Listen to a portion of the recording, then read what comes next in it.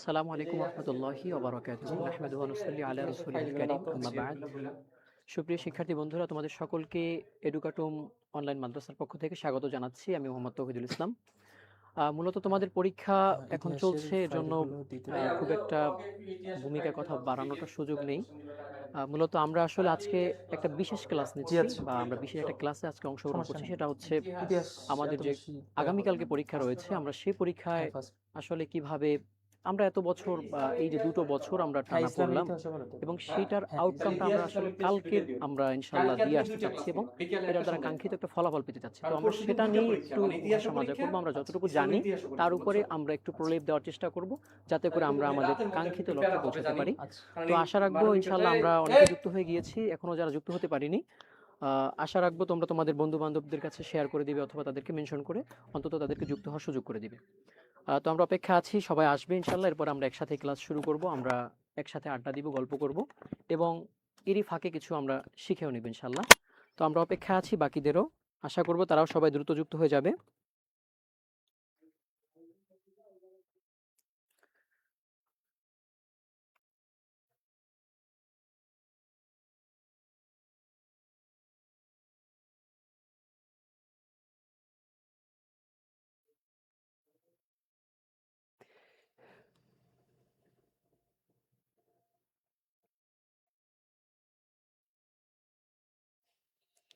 ওকে, বেশ কিছু সংখ্যক এই শিক্ষার্থী আমাদের সাথে যুক্ত হয়েছে অলরেডি। আশা রাখবো আমাদের সংখ্যাটা আরো বেশ সন্তোষজনক হবে, কারণ আমরা চাচ্ছি যে, যেহেতু আমাদের কালকেই এক্সাম, আমাদের আর সেভাবে সুযোগ হাতে নেই। এবং আজকে ক্লাসটা আমরা বিশেষ মানে বড় রকমের আমরা লেন্দি করব না, কারণ আমাদের আজকের ক্লাস করার পর আমাদের রেস্ট নিতে হবে। আমাদের যদি মন মানসিকতা ঠান্ডা থাকে, আমরা তারপরে পরীক্ষার হলে গিয়ে আমরা সুন্দর করে আনসার করতে পারবো। অন্যথায় আজকে যদি খুব বেশি প্রেশার নিয়ে ফেলি, সেক্ষেত্রে আমাদের জন্য কালকে দিনটা শুভ হবে না।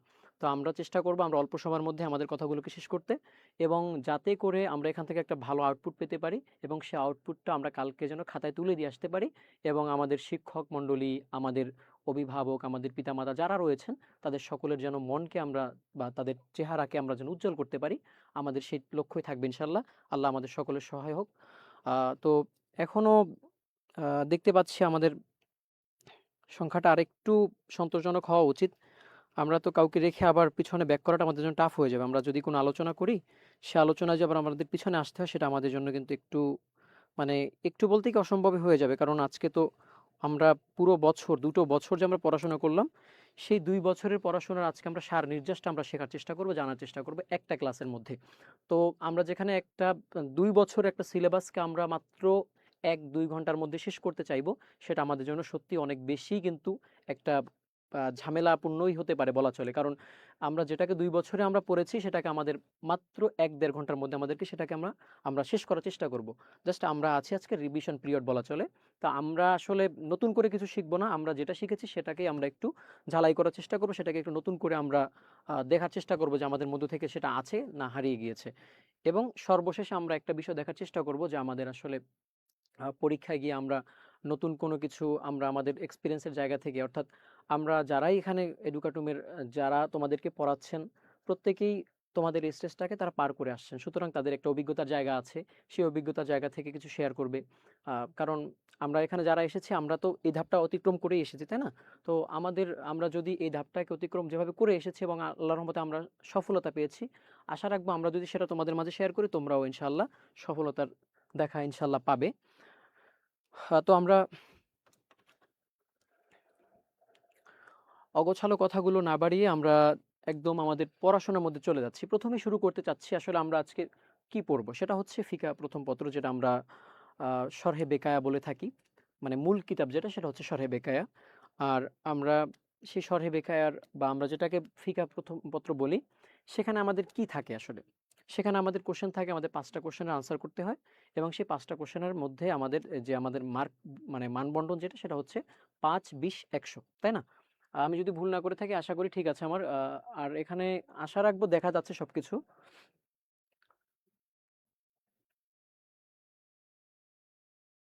আচ্ছা।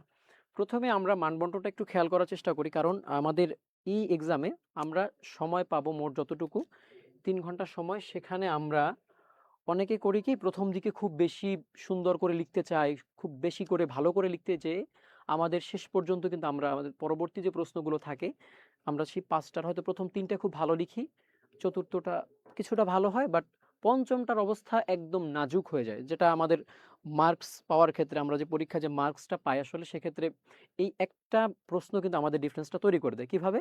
আমার যদি ৪টা প্রশ্ন আমি ৩টা প্রশ্ন আমি যদি খুব ভালো লিখি সেখানে আমাকে এক্সামিনার 18 করেও যদি দেয় সেখানে কিন্তু এরপর আমাদের ৬ মার্ক কিন্তু কমে যায়।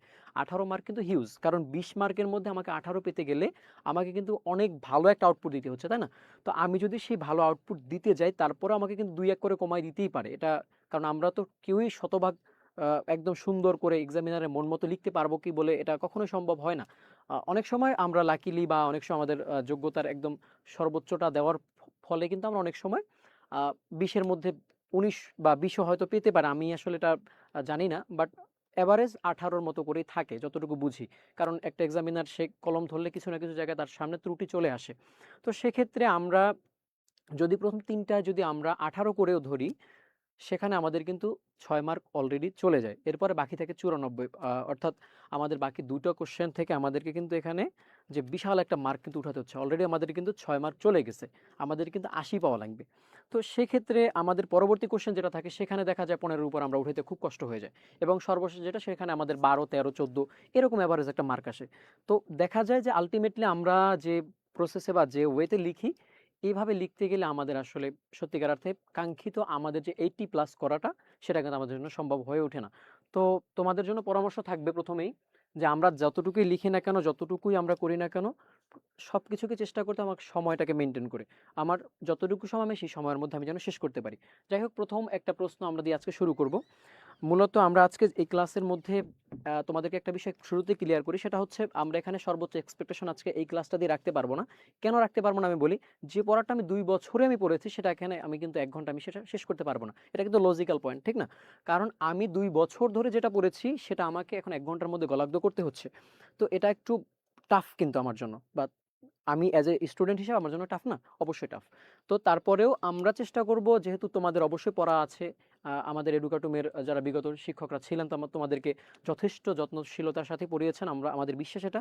এবং সেখান থেকে আমাদের বিগত বছরে যতগুলো ব্যাচ গিয়েছে আমরা আল্লাহর রহমতে প্রত্যেকটা ব্যাচ থেকে আমরা কিন্তু কাঙ্ক্ষিত ফলাফলগুলো পেয়েছি। তো আশা রাখবো তোমাদের কাছ থেকেও আমরা সেই প্রত্যাশাই রাখি অবশ্য। এবং আমরা আশা রাখবো যেদিন রেজাল্ট দিবে আমরা একসাথেই সবাই মিলে হাসবো। তো যাই হোক, প্রথমে আমরা দেখতে পাচ্ছি একটা প্রথম প্রশ্ন আনা হয়েছে। এটা হচ্ছে হজ সম্পর্কিত। আসলে আমাদের যে চ্যাপ্টারগুলো রয়েছে বেসিক্যালি আমাদের কয়েকটা চ্যাপ্টার থেকে প্রতি বছরই কোশ্চেন আসে। যেমন তার ভিতরে হচ্ছে প্রথমে ১ নাম্বার বলা চলে হজ, এরপর হচ্ছে নিকাহ, এরপরে হচ্ছে উজহিয়া। এই কয়েকটা চ্যাপ্টার থেকে খুব বেশি প্রশ্ন প্রতি বছরই আসে আমরা যেটা দেখেছি। আশা করব তোমরা আমার থেকে এই বিষয়ে অনেক বেশি এক্সপার্ট, কারণ তোমরা এই বিষয় নিয়ে অনেক বেশি গবেষণা করেছো। তোমরা বিভিন্ন প্রশ্ন ব্যাংক দেখেছো, যেটাকে সাজেশন বলো, বা তোমরা বিভিন্ন সাপ্লিমেন্টারি যেগুলো রয়েছে সেগুলোকে তোমরা কিন্তু ফলো করেছো। তো আশা রাখবো এটা নতুন করে বোঝানোর কিছু নেই। তো সেই ক্ষেত্রে আমরা ভাইটাল কিছু পয়েন্টগুলো আনার চেষ্টা করেছি এবং আজকের ক্লাস আমরা যে প্রশ্নগুলো যেভাবে সাজিয়েছি সেক্ষেত্রে সবচেয়ে বড় একটা ব্যাপার বলা যায় কি, যদি এটা কমপ্লিট করা যায় আশা রাখবো তোমাদের একটু প্রবলেম হয়ে গেছে, সরি।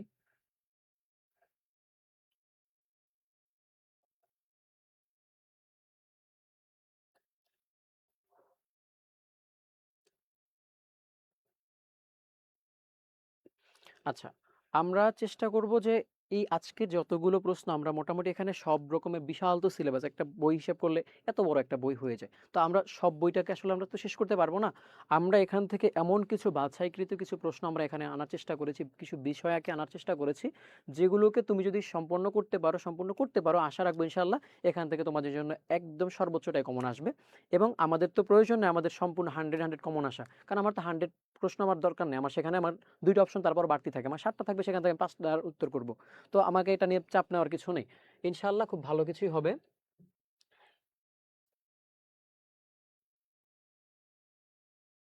এখানে একটা প্রবলেম হয়ে গিয়েছে।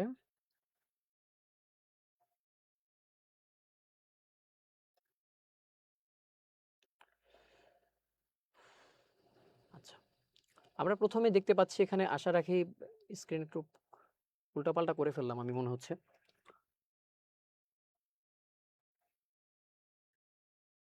আচ্ছা, আশা করি তোমরা দেখতে পাচ্ছ। প্রথমে আমরা এনেছি হজ সম্পর্কিত প্রশ্ন, অর্থাৎ আমরা এখানে হজের আনুষঙ্গিক কি হতে পারে, যেমন হজ সম্পর্কিত।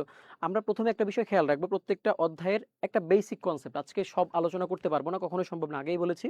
আজকে আমরা জাস্ট বেসিক যে তথ্যগুলো প্রয়োজন, কারণ আমাদের মধ্যে অনেকেই যারা আমরা মোটামুটি পারি, তাদেরকে কিন্তু একদিনের মধ্যে 100% সিলেবাসটাকে কমপ্লিট করে দেওয়া সম্ভব না। আবার যারা মোটামুটি লেভেল আছে, তাদের একটু চেষ্টা করলে হয়তো, যারা এখন 70 পাওয়ার উপযুক্ত, তারা হয়তো আল্লাহর রহমতে আজকের একটা ক্লাস করলে হয়তো 10 মার্ক বেশি পেয়ে যেতেও পারে। আর যারা 80-র উপরে আছে, তারা হয়তো একদম মনের মাধুরী মিশিয়ে তারা লিখতে পারবে। এটা হতে পারে, ইনশাআল্লাহ হবে, আশা রাখি। তো আমরা প্রথমে যে প্রশ্নটা দেখতে পাচ্ছি, এটা হচ্ছে হজ সম্পর্কিত। প্রথমেই আমরা প্রত্যেকটা প্রশ্নকে বা প্রত্যেকটা টপিককে জানার চেষ্টা করব কিভাবে সেখানকার বেসিক তথ্য থাকে কিছু। যেমন প্রথম বেসিক তথ্যটা হতে পারে যে আমি প্রথম বেসিক তথ্যটা হতে পারে কি? প্রথম সেই বেসিক তথ্যটা হতে পারে আমার সেই প্রশ্নটার, অর্থাৎ যে টপিকটা নিয়ে হোক, সেটা হজ, সেটা হোক নিকাহ, হোক সেটা সয়দ বা যেটা শিকার বলে থাকি আমরা, যে টপিক নিয়ে হোক না কেন, সেখানে আমার প্রত্যেকটা টপিকের একটা পরিচয় থাকে। অর্থাৎ এই বিষয়টা কি আসলে, যেমন আমি যদি হজ বলি, হজ আসলে কি? আমি যদি নিকাহ বলি, অর্থাৎ নিকাহ মানে কি আসলে? এই যে একটা বিষয়, দেখবা ঘুরিয়ে ফিরিয়ে যে প্রশ্নই করুক না কেন, সেখানে কোনো না কোনো জায়গায় এই উত্তরটা রেখেই দিবে। তুমি কালকে হজ সম্পর্কিত প্রশ্ন যেটাই পাও না কেন, তুমি মিলিয়ে নিও আমার কথা, দেখবা ইনশাল্লাহ সেখানে এই যে টপিকটা হজ কাকে বলে এটা আসলে থাকবে। তো প্রথমে আমরা দেখতে পাচ্ছি মা'নাল হজ, এই যে শব্দটা, অথবা তারিফুল হজ থাকতে পারে, কোশ্চেনে যেটাই থাকুক। অর্থাৎ হজ কাকে বলে বাংলা যদি অর্থ বলে, সেক্ষেত্রে আমরা অনেক রকমের উত্তর লিখতে পারি। অর্থাৎ আমরা সেখানে মা'নাল হজ লুগাতান, অথবা ফিল লুগাতি মা'নাল হজ, বা এই ধরনের বিভিন্ন ভাবে আমরা লিখতে পারি। অথবা আমাদের মধ্যে অনেকে আছে, আমার মনে হচ্ছে ম্যাক্সিমাম স্টুডেন্টই আমরা বাংলায় লিখবো। তো এর জন্য আমরা ম্যাক্সিমাম স্লাইডগুলোকে বাংলায় সাজানোর চেষ্টা করেছি, এবং কিছু কিছু আমরা আরবিতে রাখার চেষ্টা করেছি। যেহেতু আমাদের সবাই আরবি পরিপূর্ণভাবে পারছি না আমরা, আমাদের দুটো দিকে আমরা খেয়াল করে আজকে আসলে অগোছালো হলেও ক্লাসটা একটু ধৈর্য ধারণ করার চেষ্টা করি, ইনশাআল্লাহ ভালো কিছু হবে। আচ্ছা, প্রথমে আমরা এখন দেখতে পাচ্ছি যে হজের লুগাত, অর্থাৎ হজের আবিধানিক অর্থ। প্রথমে আমরা দেখতে পাচ্ছি আল কসদু ওয়াল ইরাদাতু। এখন প্রথম কথা হচ্ছে কি, দেখো আমরা এখানে সবগুলোর বাংলা একটা একটা মিনিং আনার চেষ্টা করেছি। প্রত্যেকটা আহ, আমরা যে প্রত্যেকটা আরবি শব্দ দিয়েছে এখানে, আল কসদু ওয়াল ইরাদাতু, এই যে শব্দগুলো দেখা যাচ্ছে এখানে, এর সামনে কিন্তু আমরা ইচ্ছা করা, সংকল্প করা অর্থগুলো এনেছি। এরপর হচ্ছে আজিয়ারতু, অর্থাৎ সাক্ষাৎ করা। এখানের এই যে শব্দগুলো আছে, দেখো এগুলো আজকে মুখস্থ করানোর বিষয় না। আমার কথা তিক্ত লাগলেও এটা বাস্তবতা, যে আজকে আসলে এগুলো মুখস্থ করার বিষয় না। তুমি আজকে নতুন করে কোনো সংজ্ঞা মুখস্থ করতে পারবা না, এটা সম্ভব হয় না। কারণ এত বড় একটা হিউজ সিলেবাস, তুমি সেখান থেকে কয়টা মনে রাখতে পারবা? আমি এর জন্য নতুন করে কোনো কিছু মুখস্থ করানোর দিকে তোমাদের যাব না। তবে বেসিক একদম যাতে করে টপিকটা কমপ্লিট হবে ততটুকুই বলে যাব। অর্থাৎ এইটুকু মুখস্থ করানোর দায়িত্ব আজকে আমার না, এবং তোমারও আজকে আসলে মুখস্থ করার দায়িত্ব না। যদি তুমি আগে মুখস্থ করে থাকো তাহলে তো আলহামদুলিল্লাহ, আর যদি না করে থাকো কোনো প্রেশার নেওয়ার কোনো প্রয়োজন নেই। যতটুকু সম্ভব হয়, আমি আবারও বলছি, আজকে অলরেডি রাত প্রায় আমাদের 9:30 বেজে গিয়েছে, আমাদের ঘুমাতে হবে, কালকে এক্সাম থাকলে আমরা এই আজকে রাতে যদি খুব বেশি জাগি, সেক্ষেত্রে আমাদের জন্য এটা আসলে ফলপ্রসূ হবে না। তো এখানে আমরা প্রথমে দেখতে পাচ্ছি আল কসদু আজিয়ারাতু, আল কসদু ইলা শাইইন আযীম, আল কসদু লিন নুসুক। এই যে কতিপয় শব্দগুলো আমরা দেখলাম, এই শব্দগুলোর অর্থগুলো আমরা যদি জানি, কি বেনিফিট হতে পারে। দেখো প্রথমেই হচ্ছে লেখার ক্ষেত্রে একটা স্ট্র্যাটেজি, দেখবা সবাই লিখে, সবাই লিখে। আমি একটা জিনিস তোমাদেরকে একটু দেখাই। ধরো এই একটা প্রশ্ন বলা হলো বাংলাদেশ, ঠিক আছে? আশা করি আমার এটা ক্লিয়ার আছে, সবুজ কালার হলেও। আচ্ছা, বাংলাদেশ, ঠিক আছে? বাংলাদেশ যদি আমাকে বলা হয়, এখন বলা হয় যে বাংলাদেশের বিভাগ হচ্ছে কয়টা, বাংলাদেশ টপিকে আমাকে লিখতে বলা হয়, সে বিভাগ হচ্ছে কয়টা, তোমাকে যে 8টা, এখন তুমি তো জানো যে 8টা বিভাগ। তুমি কি করবা? প্রথমে লিখবা ঢাকা। আমি কিন্তু এইখানে কিছু কিছু বিষয় এখন উল্লেখ করে যাচ্ছি, যেগুলো কিন্তু আসলে বারবার রিপিট করা সম্ভব হবে না। কাইন্ডলি একটু তোমরা দেখার চেষ্টা করবা। সেটা হচ্ছে যে আমরা শুরুতে কিভাবে লিখছি, আমরা প্রত্যেকটা প্রশ্নের সাথে সাথে কিন্তু বিষয়গুলো বলে যাব, কারণ একটা বিষয় বারবার রিপিট করা সম্ভব হবে না, সময়ের স্বল্পতা। প্রথমে দেখতে পাচ্ছি আমরা লিখলাম ঢাকা, পরে লিখলাম কি আমি? বরিশাল।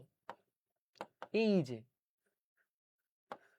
এখন এই একটা লেখা, এরপর হয়তো কেউ আবার লিখবে এরকম রাজশাহী, এরকম করে করে আস্তে আস্তে লিখে যাবে নিচে নিচে। এই একটা লেখার একটা প্রসেস বা একটা লেখার ধাপ, একটা সিস্টেম একজন ফলো করলো। ঠিক আরেকজন করবে কি, দেখো এই বাংলাদেশ লেখাটা ঠিকই লিখবে, লেখার পরে সে করবে কি, এরকম লিখবে ঢাকা, ঢাকা। 2 নম্বরে লিখবে কি? বরিশাল। এই যে লিখলো সামনে সামনে, ঠিক আছে? এই যে যখন এভাবে সে লিখবে, দেখো এই একটা লেখা এবং এ পাশেও একটা লেখা, লেখা দুইটার ভিতরে তফাৎ কি তুমি নিজে বুঝতে পারবা। যখন সেটা নিচে নিচে লিখছে, আমার কথা হচ্ছে আমি যদি লিখি, আমি লিখতে গেলে আমার তো পেপারের ঘাটতি নেই। আমার যতগুলো পেপার লাগবে সেই পেপারগুলো আমাকে সেখান হল থেকে প্রোভাইড করবে। তো আমাকে যখন প্রোভাইড করছে, আমার কি প্রয়োজন আছে আমি এখানে এরকম কৃপণতা করে সামনে সামনে লিখতে যাব? আমাদের কিন্তু ম্যাক্সিমাম স্টুডেন্টদের একটা প্রবণতা আছে যে আমরা চেষ্টা করি ওই একটা গদ বাঁধা আমরা যেটাকে শিখে এসেছি সেভাবেই লেখার চেষ্টা করি। তো তোমাদের কাছে অনুরোধ থাকবে এই যে মিনিংগুলো তুমি জানো বা যে মিনিংটা তুমি শিখছো এখান থেকে, সেই মিনিংটা এই যে আল কসদু আল ইরাদা, তো তুমি এখানে একটা শব্দ কেন, তুমি এটাকে দুইটা বানাইতে পারো। তুমি প্রথম লিখবা আল কসদু, আল কসদু, এরপর হচ্ছে আল ইরাদাতু, আল ইরাদাতু, এই যে এভাবে লিখে লিখে নিচে নিচে লিখবা। কিভাবে লিখবা আমি কিন্তু আবারও বলছি, প্রত্যেকটা কথা বারবার রিপিট করার আসলে সুযোগ আমাদের হবে না। আমরা এইভাবেই মনে রাখার চেষ্টা করব যাতে করে কালকে অন্তত পরীক্ষায় একটু দেখার চেষ্টা করলে লেখো এইভাবে, দেখো মন্দ হবে না তোমার জন্য। আমি হয়তো অনেকে ভাবতে পারো যে এভাবে লিখলে নাম্বার দিবে কিনা বা এক্সামিনার কি মনে করে, অনেকে লিখো এটা আমি জানি। এবার তাদের জন্য এটা আসলে রিপিট করছি বারবার, তাদের জন্য বিরক্ত লাগতে পারে, বাট সবার জন্যই তো ক্লাসের জন্য সবার জন্য বলতে হচ্ছে। তাহলে প্রথমে আমরা এরকম উপর উপর লেখার চেষ্টা করব, এবং যখন আমরা লিখব, অনেকে আমরা কি করি দেখো, পৃষ্ঠা না ভরতে পারলে তোমাকে কিভাবে মার্ক দিবে? তোমার 20টা নাম্বার, তোমাকে 20টা নম্বরের জন্য তো তোমার তো একটা স্ট্যান্ডার্ড একটা কোয়ালিটিতে আসা লাগবে যে এতগুলো কোয়ান্টিটি আমি লিখলাম, কোয়ালিটি তো যথেষ্ট ভালোই থাকতে হবে। কারণ আমি যদি ভিতরে সুন্দর করে, আমার হাতের লেখা সুন্দর, আমি খুব সুন্দর করে লিখলাম, কিন্তু এটা প্রকৃতপক্ষে মাকাল ফল হয়, অর্থাৎ বাইরে থেকে খুব সুন্দর লাগবে জাঁকজমক, বাট ভিতরে গেলে কিছুই পাওয়া যাবে না, এটা হলে কিন্তু আবার নাম্বার আসবে না। তো আমার কোয়ালিটি থাকতে হবে, সেখানে আমার কোয়ান্টিটিটাও আমার সেখানে ম্যাটার করবে। কিভাবে? আমি যখন সুন্দর উপাত্তগুলো সাজাবো, সেগুলো সাজানোর পরে আমার পেজ, আমার একটা স্ট্যান্ডার্ড মানের কতগুলো পেজ হলো, আমি একই প্রশ্ন আমি 20 মার্কের জন্য আমি যদি 4 পৃষ্ঠা লিখি, আমাকে এক একটা পেজের জন্য 5 মার্ক দেওয়াটা এক্সামিনারের জন্য একটু মানে ওনার ভাবতে হবে না? উনি কিভাবে তোমার এক একটা পেজের জন্য 5 মার্ক দিবেন? দিবেন না, আসলে এটা হয় না। কারণ একটা সবকিছুর একটা স্ট্যান্ডার্ড একটা মান আছে। তো সেই যে মান মাপের দিক থেকে আমরা চেষ্টা করব যে প্রথম আমি তোমাদেরকে অবশ্যই দেখাই দিব যে আসলে কিভাবে এক একটা পেজ, সর্বশেষ প্রশ্ন যেটা আলাপ করব সেখানে আমরা সবকিছুকে এভাবে দেখানোর চেষ্টা করব আসলে, যে একটা প্রশ্ন লিখলে কিভাবে মোটামুটি 8-10 পৃষ্ঠা এমনিতে একদম সহজে হয়ে যায়। যে কোনো তুমি এই ফিকার যে কোনো প্রশ্ন নিবা, 8-10 পৃষ্ঠা খুব ইজিলি লেখা যায়। অর্থাৎ তুমি 5টা প্রশ্ন 5-8 করে 40 পৃষ্ঠা একদম মানে ইজিলি লিখতে পারবা। এটা খুব কঠিন হবে না। হয়তো তোমার হাতের লেখা যদি স্লো হয়, সেক্ষেত্রে অন্তত তুমি 30 পৃষ্ঠা লিখতে পারবা। কিভাবে? এই যখন তুমি এভাবে লিখবা, মায়ানা লুগাতটা তুমি 1 পৃষ্ঠার ভিতরে লিখে ফেলবা। এখন বলবা 1 পৃষ্ঠা কিভাবে? আমি তো মায়ানা লুগাত লিখব মাত্র 2টা। তুমি কেন 2টা লিখবা? তুমি তো জানো তুমি 2টা লিখবা, অবশ্যই তুমি সেখানে আরবিই লিখবা, ঠিক না? তুমি যদি আরবি লিখো বা অথবা তুমি যদি বাংলা লিখো, তুমি যে আরবি জেনে থাকো যে আমি হজের আমি একটা আবিধানিক অর্থ জানি হচ্ছে আল ইরাদাতু আল কসদু। তুমি যখন এই 2টা জানো, তুমি প্রথমে 2টা লিখে ফেলবা। এই একটা লিখলা, এই একটা লিখলা, 2টা লিখলা। এরপরে তুমি কি এই 2টার বাংলা মিনিংটা জানো না? অবশ্যই তুমি জানো। কিভাবে? কারণ হজের বাংলা মিনিং যে ইচ্ছা করা, কোনো কিছুর সংকল্প করা, এই যে অর্থগুলো, এই অর্থগুলো জানে না এরকম আমার মনে হচ্ছে এখানে একজন স্টুডেন্টও পাওয়া যাবে না। সো এইখানে এরপরে তুমি বাংলা 2টা এখানে দিয়ে দিবা।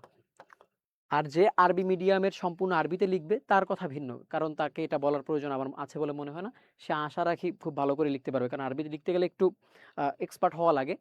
সুতরাং আমি এভারেজ হিসাব করে সবার কথাই বলছি। এরপরে তুমি যখন এই 2টা লিখলা, এখন তুমি তো আমরা বিশ্বাস করি যে তোমরা অনলাইনে ক্লাস করছো মানে হচ্ছে তোমরা আসলে সত্যিকার অর্থে ব্যাকডেটেড না। তোমরা অনেকটাই মডার্ন। তো সেক্ষেত্রে তোমরা কি করবা? অনেক ক্ষেত্রে অনেকে আমরা মডার্ন হওয়ার কারণে বা আমরা এই যে যুগের সাথে আমরা সত্যিকার অর্থে আমরা অনেক লেখাপড়ার ক্ষেত্রে আমরা অনেক ভেরিয়েশন এনেছি। তো আমাদের ইংলিশেও আমাদের এক্সপার্টিস অবশ্যই আছে। বিকজ আমরা আমাদের ইংলিশ 2টা সাবজেক্ট আছে। আমরা সেখানে ভালো করার চেষ্টা করছি। তো সেই ক্ষেত্রে আমরা এই যে ইচ্ছা করা, সংকল্প করা, এই শব্দগুলোর আমরা কি ইংলিশ লিখতে পারি না? আচ্ছা আমি একটু চেক করব এটা আসলে, যে তোমরা তোমাদের মধ্যে কে দেখি পারে এই ইচ্ছা করা, সংকল্প করা। কেউ কোনো গুগল করবা না, কোনো প্রকার এআই বা এ ধরনের কোনো কিছু হেল্প নিবা না। দেখি এই 2টার শুধু ইংলিশ অর্থ 2টো লিখো তো। দেখি একটু পারো কিনা তোমরা? ইচ্ছা করা এবং অন্যটা হচ্ছে সংকল্প করা। এই 2টা। জাস্ট একটু দ্রুত লিখে ফেলো। আমি তোমাদের কমেন্টগুলো পড়ার চেষ্টা করছি।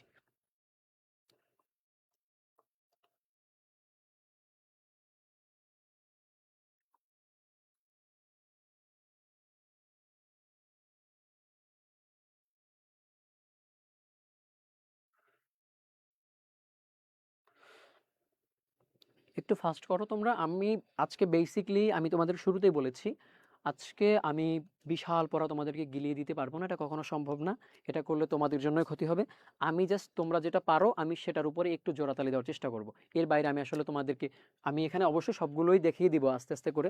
আমি এখানে মোটামুটি স্ট্যান্ডার্ড লেভেলের কিছু প্রশ্ন সাজিয়েছি, যেগুলো পড়লে আশা রাখবো যে 100% কমনই আসবে, বা যেগুলো একটু তুমি দেখে যেতে পারলে তোমাদের হয়ে যাবে।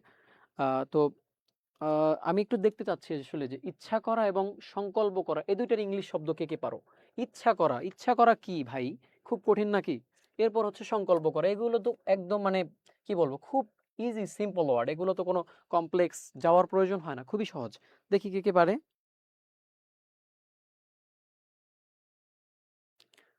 আহ মাত্র মানে সন্তোষজনক না, কিন্তু আসলে বাস্তবতা হচ্ছে ক্লাস করলে হয়তো মনে হতে পারে যে এগুলো লিখে আমার বেনিফিট কি।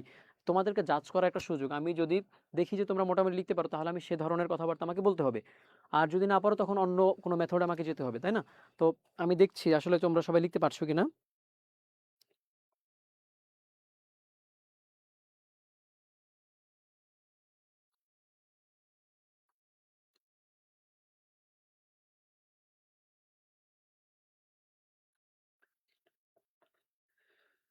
আচ্ছা,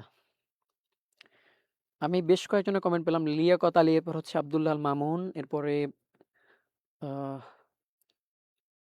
এমএসটি শিফা, আরও বেশ কয়েকজনের কমেন্ট আশা করি আসবে।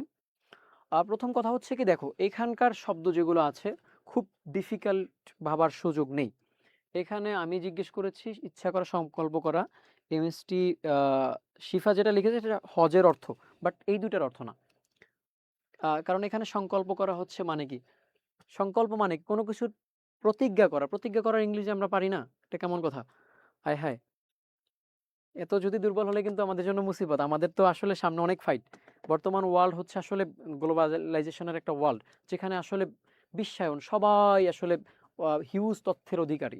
সুতরাং আমাকে কিন্তু তাদের সাথে ফাইট করতে গেলে একটু আহ, একটু উন্নত হতেই হবে।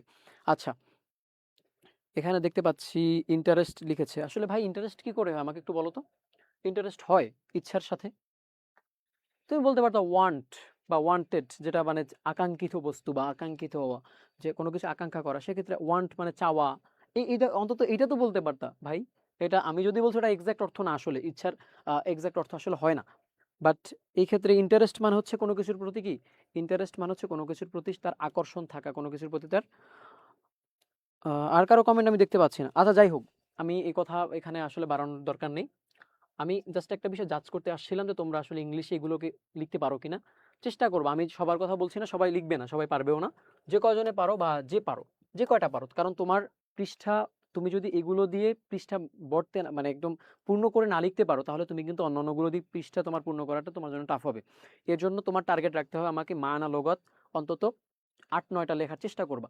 কারণ 8-9টা লেখা খুব ইজি, তুমি আরবিতে 3-4টা লিখলা এবং ওই 3-4টারই তুমি আরবি লিখবা, বা সরি বাংলা লিখবা, এবং ওই 3-4টারই তুমি আবার ইংলিশ লিখবা। কোনো প্রয়োজন নাই তোমার নতুন নতুন অর্থ বের করার, কোনো দরকার নেই। তুমি যেগুলো জানো ওইগুলোই, এগুলো হচ্ছে যারা পারবা লিখবা, যারা পারবা না তারা তো চাপ নিবা না। আমি আগেই বলেছি কোনো চাপ নেওয়ার কোনো প্রয়োজন নেই। যা পারো তুমি সেটাই লিখবা, কোনো দরকার নেই, এখানে নতুন করে শেখার কিছু নেই। তুমি যা পারো আমি জাস্ট তোমাদেরকে সেটা একটু স্মরণ করে দেওয়ার চেষ্টা করছি। আচ্ছা, এই হচ্ছে প্রথম পেজের একটা আলাপ গেল, এবং যে আলাপটা করলাম এতক্ষণ আমরা মানা লোকাতের ক্ষেত্রে, প্রত্যেকটা প্রশ্নে যেখানেই মানা লোকাতের কথা আসবে বা তারিফের কথা আসবে, তারিফের ভিতরে আমরা দুটো বিষয় আমরা পেয়ে থাকি, ইস্তেলাহ এবং মানা লোগাত। তো আমরা মানা লোগাত সব জায়গায় আশা করি যেখানে আমরা তারিফ পাবো বা কোনো কিছু পরিচয় জানতে চাওয়া হবে, সেখানে আমরা এই ধরনের স্ট্র্যাটেজিটা ফলো করব। আশা রাখবো ইনশাল্লাহ আমাদের জন্য ভালো কিছু হবে। আচ্ছা,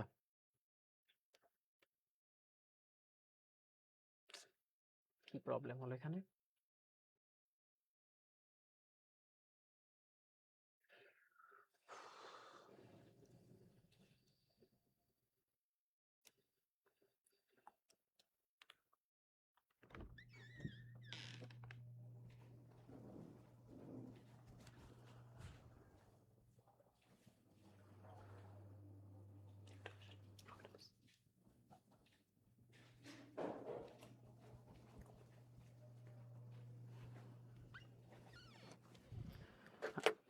আচ্ছা, আমরা যেখানে ছিলাম মানা লোগত হজের আলোচনা করতে করতে, এটা একটু ঠিক করে দেন আমাকে, নড়বড় হয়ে গিয়েছে।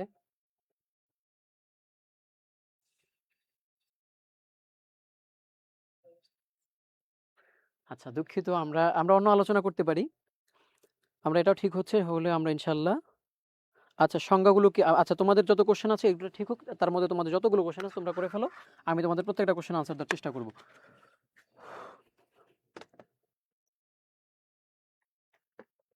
আচ্ছা বাংলাতে লিখলে কি নাম্বার পাবো? আচ্ছা প্রথম কথা হচ্ছে ভাই, দুটো তোমার অপশন আছে, তুমি বাংলা লিখতে পারো আরবিতে লিখতে পারো, দুটোই তোমার অপশন আছে, এক্ষেত্রে বাধ্যবাধকতা নেই।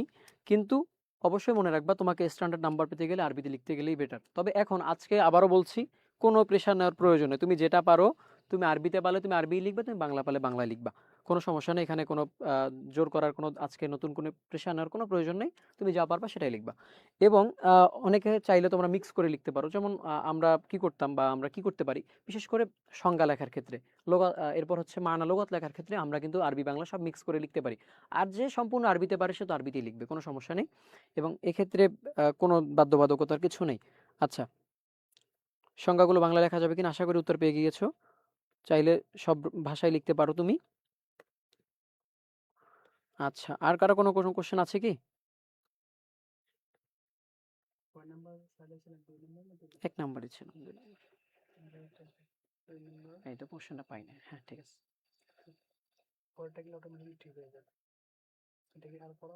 না শেষ। আচ্ছা আর কারো কোনো কোশ্চেন? না দেখতে পাচ্ছি না। সো আমরা মাউস পয়েন্টার নেই, ঠিক আছে।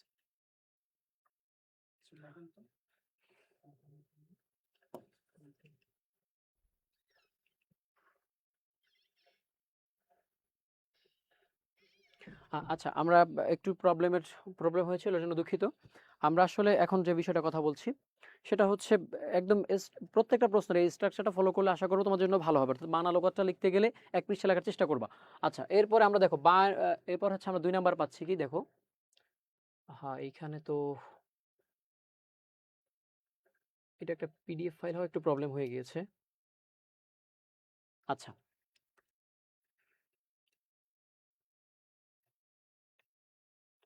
ও আচ্ছা এখানে একটু টপিকটা ঘুরে গিয়েছে, অর্থাৎ আমাদের হেডলাইনটা একটু পরিবর্তন হয়ে গেছে। আচ্ছা এইখানে দেখো ইস্তেলাহ যেটা, অর্থাৎ পরিভাষা। আমরা পরিভাষায় কি জানি, হজ হচ্ছে যে নির্দিষ্ট সময়ে নির্দিষ্ট নিয়মে নির্দিষ্ট স্থানে কিছু কাজকর্ম করাকে আমরা মূলত হজ বলে জানি। এটা এটা হচ্ছে একটা আবিধানিক পারিভাষিক সংজ্ঞা। এখন যারা আরবিতে পারো তারা আরবিতেই লিখবা এবং আরবির পাশাপাশি বাংলা লিখবা, এবং যারা না পারো তারা কোনো প্রেশার নিবা না। আমি বারবার বলি, কারণ তোমাদের আজকে প্রেশার নেওয়ার সময় না, আজকে প্রেশার নেওয়ার কোনো সুযোগ নেই, যা পারো ওইটাই লিখবা। এখন সেক্ষেত্রে শরহে বেকায়াকার যে গ্রন্থের যে টিকাকার রয়েছে উনি বলছেন আল হাজ্জু হুয়া জিয়ারতু মাকানিন মাখসুসিন ফি ওয়াক্তিন মাখসুসিন। এই যে সংজ্ঞাটা দেখো এইখানে, আহ, তোমরা আশা করি এখানকার অনেক অন্যান্য সংজ্ঞাগুলো জানো। কি বলা হয়েছে যে হজ হচ্ছে একটা নির্দিষ্ট সময় নির্দিষ্ট জায়গায় নির্দিষ্ট কতগুলো নিয়মের মধ্যে যে বিধানটা পালন করা হয় ইসলামী শরীয়তে, সেটাই মূলত হজ। এখন এটা নিয়ে তোমাকে বিশাল মাথা ঘামাইতে হবে না। কেন মাথা ঘামাইতে হবে না? কারণ তুমি হজ সম্পর্কে জানো যে হজ কি। আসলে হজ আমাদের দেশের হাজিরা যায়, সেখানে তারা গিয়ে কিছু নির্দিষ্ট জায়গা বলতে যেমন তারা বাইতুল্লাহ যায়, তারা আরাফার ময়দানে যায়, তারা মুজদালাফায় যায়, এই বিভিন্ন যে জায়গাগুলো আছে সেই জায়গাগুলোতে তারা কিন্তু যায়। যাওয়ার পরে তারা সেখানে গিয়ে কিছু কাজ করে, যেমন ইহরাম বাঁধে, তারা তালবিয়া পাঠ করে, বেশ কিছু কাজবাজ তারা করে। এই যে নির্দিষ্ট কিছু কাজ এবং নির্দিষ্ট সময়, যেমন হজ করতে গেলে জিলহজ মাসে যেতে হয়, এই যে জিলহজ মাসে যেতে হয় এটা একটা নির্দিষ্ট সময়, তো এটাই হচ্ছে মূলত হজ, এই যে নির্দিষ্ট কাজ করা। এগুলো নতুন করে বলার কিচ্ছু নাই। আমি আশা রাখবো তোমরা আমার থেকে অনেক ভালো জানো এই বিষয়গুলো। আচ্ছা আমরা দ্বিতীয় পরের স্লাইডে চলে যাচ্ছি। বায়ানু আফদালুল ইখতিলাফ। আচ্ছা এখানে শিরোনামটা ভুল হয়েছে, শিরোনামটা হবে অর্থাৎ যে কোন হজটা আসলে, যে হজ তো আমরা জানি 3 প্রকার। কয় প্রকার? 3 প্রকার। অর্থাৎ আমরা জানি যে 3 প্রকার যে হজের মধ্যে এখানে ইমামদের মধ্যে কিছু পার্থক্য রয়েছে, মত পার্থক্য। সে পার্থক্যটা কিসের ভিত্তিতে? যে এই 3 প্রকার হজের মধ্যে কোন প্রকার হজটা সর্বোত্তম। অর্থাৎ আমরা যদি 3 জন বন্ধু থেকে থাকি, সেখানকার 3 জন বন্ধুর হয়তো কেউ একটু পড়ালেখায় ভালো, এই যে একটা বিষয় আমরা তুলনা করে থাকি না, ঠিক এইখানেও হজের ক্ষেত্রে কিছু বিষয় এখানে তুলনা করা হয়েছে। তো সেটাই যে তুলনার ভিত্তিতে কিছু বিষয়ে ইমামদের মধ্যেও মতবিদ রয়েছে যে কোন হজটা সর্বোত্তম। সেক্ষেত্রে আমরা চেষ্টা করবো আজকে তোমাদেরকে একটু বলি।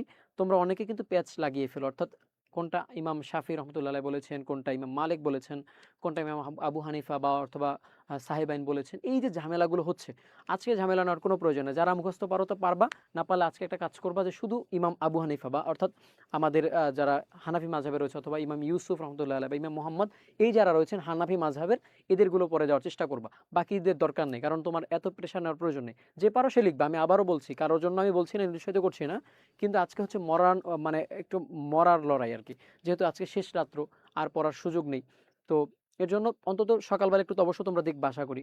তো সেক্ষেত্রে অন্তত ইমাম আবু হানিফা বা আমাদের ইমাম যারা রয়েছেন সেই হানাফি মাযহাবের ইমামদের মতামতটা অন্তত দেখে যাবে, এবং তোমার জন্য সহজ হবে। তোমার যেটা দ্বন্দ্ব লাগে ২-৩টা মতামত মনে রাখতে গেলে, সেখানে তুমি কিন্তু সাহেবের নামটা প্যাচ লেগে যেতে পারে। সেক্ষেত্রে এই ভুলটা করবা না। অন্তত জাস্ট একটা মনে রাখবা। যদি তোমার জন্য কোনোটা কঠিন মনে হয়, সেক্ষেত্রে তুমি একটা মাত্র মনে রাখবা। আচ্ছা, আচ্ছা, এখানে দেখি ইসলামী শরীয়ত স্বীকৃত উপরিউক্ত ৩ প্রকার হজ। ৩ প্রকার হজ কি কি? কেরান, তামাত্তু এবং কি ইফরাত। এই যে ৩ প্রকার হজ রয়েছে, এই হজের মধ্যে সওয়াবের দিক থেকে এবং আদায় করার যে ক্রাইটেরিয়া বা আদায় করার যে প্রসেস, সেক্ষেত্রে কিছু পার্থক্য রয়েছে। এবং কোনটি সর্বোত্তম এই বিষয়ে ইমামগণের মধ্যে মতবিরোধ রয়েছে। যেমন শাফি এবং ইমাম মালিকের মতে, ইমাম শাফি এবং মালিক রহমতুল্লাহ আলাইহির মতে তারা মনে করেন যে সর্বোত্তম হজ হচ্ছে হজে ইফরাত, এবং এরপর হচ্ছে তামাত্তু, এবং এরপরে হচ্ছে কেরান। এখন এই যে সিরিয়াল, তোমার এই সিরিয়াল মনে রাখার প্রয়োজন নাই। তুমি যদি মনে করো যে তিনি বলছেন যে কোনটা সর্বোত্তম, তুমি একটা অন্তত মনে রাখো যে তিনি বলছেন যে ইফরাত হচ্ছে মানে তার মতে হচ্ছে ইফরাত যে প্রকারভেদটা রয়েছে হজের, এটা হচ্ছে সর্বোত্তম। এটুকু মনে রাখো, কঠিন করার কোনো প্রয়োজন নেই। আচ্ছা, এরপরে হচ্ছে হালিল হাজ ওয়াজিবুন আলাল ফাওরে আম্মা আলা তারাখি, অর্থাৎ হজ আহ জীবনে কখন ফরজ হয়? আমরা তো বালেগ হই, বালেগ হওয়ার পর আমাদের আল্লাহ অনেক টাকা পয়সা কাউকে দেয়, সে হজ করে, হজ করতে যায়। এখন এই হজ করার ক্ষেত্রে আসলে কখন হজ করতে যাবে বা কখন ফরজ, এটা একটা বিষয় আমাদের মধ্যে প্রশ্ন আসতে পারে না? যে আমি তো আজকে, আমার হয়তো টাকা আছে অনেক, এখন আমার উপর আজকে হজ ফরজ কিনা, না আমি মরার পরে বা মরার আগে আগে যদি আমি কখনো হজটা করে ফেলি, সেটা আদায় হবে কিনা। এই ক্ষেত্রে কিছু মতামত রয়েছে। আমি এখানকার স্লাইডে বিস্তারিত আলাপ বলতে যাব না। আমি নিজের থেকে তোমাদের জাস্ট একদম সামারাইজ করে দেই। সেটা হচ্ছে হজের ক্ষেত্রে এটা আমাদের ইমাম আবু হানিফা বা যারা রয়েছেন আমাদের হানাফি মাযহাবের, তাদের সবার মত হচ্ছে যে হজটা হচ্ছে মূলত বিলম্বে এটা আদায় করার সুযোগ আছে। অর্থাৎ আজকে আমার উপর হজ ফরজ হয়েছে, আমার আজকে আদায় করতে হচ্ছে না। কারণ আমার মৃত্যুর আগে আমি একবার যদি হজ আদায় করে দেই, তাহলে হয়ে যাবে। কারণ এটার দলিল হিসেবে কি বলা হয় যে রাসূল কিন্তু তার জীবনে মাত্র একবারই হজ করেছেন, যেটা হচ্ছে বিদায় হজ হিসেবে আমরা কিন্তু জানি। ৬৩২ খ্রিস্টাব্দে যে হজ আল্লাহ রাসূল করেছিলেন, তার জীবনে কিন্তু তিনি একবারই মাত্র হজ করেছেন। তো সেক্ষেত্রে এটা আমাদের জন্য দলিল। কারণ আল্লাহ রাসূল যদি হজ বারবার ফরজ হয়েই যেত, তাহলে আল্লাহ রাসূল তো প্রতি বছর হজ করতে যেতেন। আল্লাহ রাসূলের অবশ্যই সামর্থ্য ছিল, তিনি মক্কায় থাকতেন। তার কাছ থেকে তো মানে কাবার দূরত্ব বা যেসব জায়গায় হজ করার যে প্লেসগুলো রয়েছে, যে মাকানগুলো রয়েছে, সেগুলো তো বেশি দূরে না। তো তিনি চাইলে কিন্তু প্রতি বছর হজ করতে পারতেন। তিনি কিন্তু প্রতি বছর তার উপর তিনি হজ করেন না। তার মানে বোঝা যাচ্ছে যে প্রতি বছর হজ করা আসলে ফরজ না, বা আহ, এবং হজ মানে ফরজ হওয়ার সাথে সাথে পালন করাটার কোনো প্রয়োজন হয় না। বরং জীবনে একবার যদি কেউ হজ আদায় করে দিতে পারে, তাহলে তার উপর থেকে হজের যে ফরজের বিধান সেটা চলে যাবে। কিন্তু এখন এখানে একটা কথা থাকে যে আমি তো, আমার জীবন তো আমি আজকে মরে যেতে পারি, আমি যে আগামী বছর, আগামী আরো ১০ বছর বেঁচে থাকবে, নিশ্চয়তা কোথায়? এটা কোনো নিশ্চয়তা নেই। এর জন্য হানাফি মাযহাবের ইমামদের মতামত হচ্ছে যে হজ ফরজ জীবনে একবার, এটা বাস্তব। তবে যখন তার সামর্থ্য থাকে, সে যত দ্রুত আদায় করতে পারে, এটা তার জন্য উত্তম। কারণ এই যে বললাম যে যেকোনো সময় আমরা মারা যেতে পারি। তো আমাদের জন্য এটা একটা প্রবলেম না? বা আমরা যদি আদায় করে না যেতে পারি, তখন সেক্ষেত্রে যদি আল্লাহ আমাদেরকে প্রশ্ন করে, সেক্ষেত্রে আমরা কি জবাব দিব? এর জন্য আমরা হজ আমাদের যখন ফরজ হবে, আমরা চেষ্টা করব দ্রুত আদায় করার। এটাই হচ্ছে হানাফি মাযহাবের মত, এবং এটাকে তুমি তোমার মতো করে গুছায় সুন্দর করে লিখবা। আশা করি কনসেপ্ট ধরতে পারলে তুমি লিখতে পারবা। কারণ একটা আলিমের শিক্ষার্থী, তুমি এতগুলো পরীক্ষা ফেস করে আসছো, তোমার জন্য এগুলো কঠিন হবে না। এগুলো খুব ইজি ভাই, একদম সহজ মাথায় নাও যে আমি যেগুলো শুনছি এগুলো খুবই নর্মাল ব্যাপার। আমি এগুলো এতদিন মোটামুটি পড়ে আসছি, এখন আজকে পড়ছি, শুনছি, এগুলো আমি ইনশাআল্লাহ পরীক্ষা ভালো করে লিখে দিয়ে আসতে পারবো, কোনো চাপ নেওয়ার কোনো প্রয়োজন নেই। আচ্ছা, আমরা পরবর্তী দেখি। পরবর্তী টপিকটা হচ্ছে কি, আলামাই ইউজিবুল হাজ ওয়ামান লা। এখানে একটা বিষয় তোমাকে আমি একটু দেখাবো, একটু চালাক হওয়ার একটা ব্যাপার আছে পরীক্ষায়। আসলে দুনিয়াটা আসলে এখন হচ্ছে চালাক মানুষের ছাড়া আসলে কারো কোনো দাম নাই। এই বেশি নরম মানুষ, ভদ্র মানুষ, এরা আসলে একটু সার্ভাইভ করা টাফ হয়ে যায়। তো এইখানে দেখো একটা সুন্দর একটা সিস্টেম আছে, আলা মাই ইউজিবুল হাজ ওমান লা। প্রথমে আমি যদি এখানে একটা প্রশ্নটা দেখো যে কার উপরে হজ ফরজ এবং কার উপর হজ ফরজ না। এখন এখানে একটা সুন্দর একটা বিষয় মাথা আসে না, যে যার উপরে হজ ফরজ তার বিপরীত হিসেব করলে তার উপর হজ ফরজ না? এটা হয় না? এটাই কিন্তু হয়। কারণ মনে করো যার কাছে, আমার কাছে টাকা আছে, এখানে বলা হয়েছে যে 5টা টাকা আছে, একটা নোট আছে এবং 2টা মানুষ।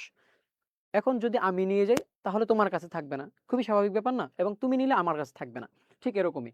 তাই হজের ক্ষেত্রে হজ যার উপরে ফরজ তার বিপরীতটা আমরা যদি হিসাব করি তাহলে কিন্তু তার উপর হজ ফরজ না। একদম সুন্দর করে পরীক্ষা আশা করি তোমরা লিখে দিয়ে আসতে পারবা। দেখো কি কি ক্রাইটেরিয়া রয়েছে হজ ফরজ হতে গেলে। প্রথম হচ্ছে তাকে মুসলিম হতে হবে। 2 নাম্বার দেখো স্বাধীন হতে পারবে, হুররিয়া। এরপর হচ্ছে মুকাল্লাফু বিশারঈ, অর্থাৎ তার উপর শরীয়তের বিধান তার উপরে প্রযোজ্য হওয়া, অর্থাৎ নাবালেগ যে তার উপর তো শরীয়তের বিধান প্রযোজ্য হয় না, সেক্ষেত্রে তার উপর হজ কিন্তু ফরজ না। তাহলে হজ ফরজ হতে গেলে অবশ্যই তাকে কিন্তু মুকাল্লাফু বিশারঈয়া বা শারঈ হতে হবে।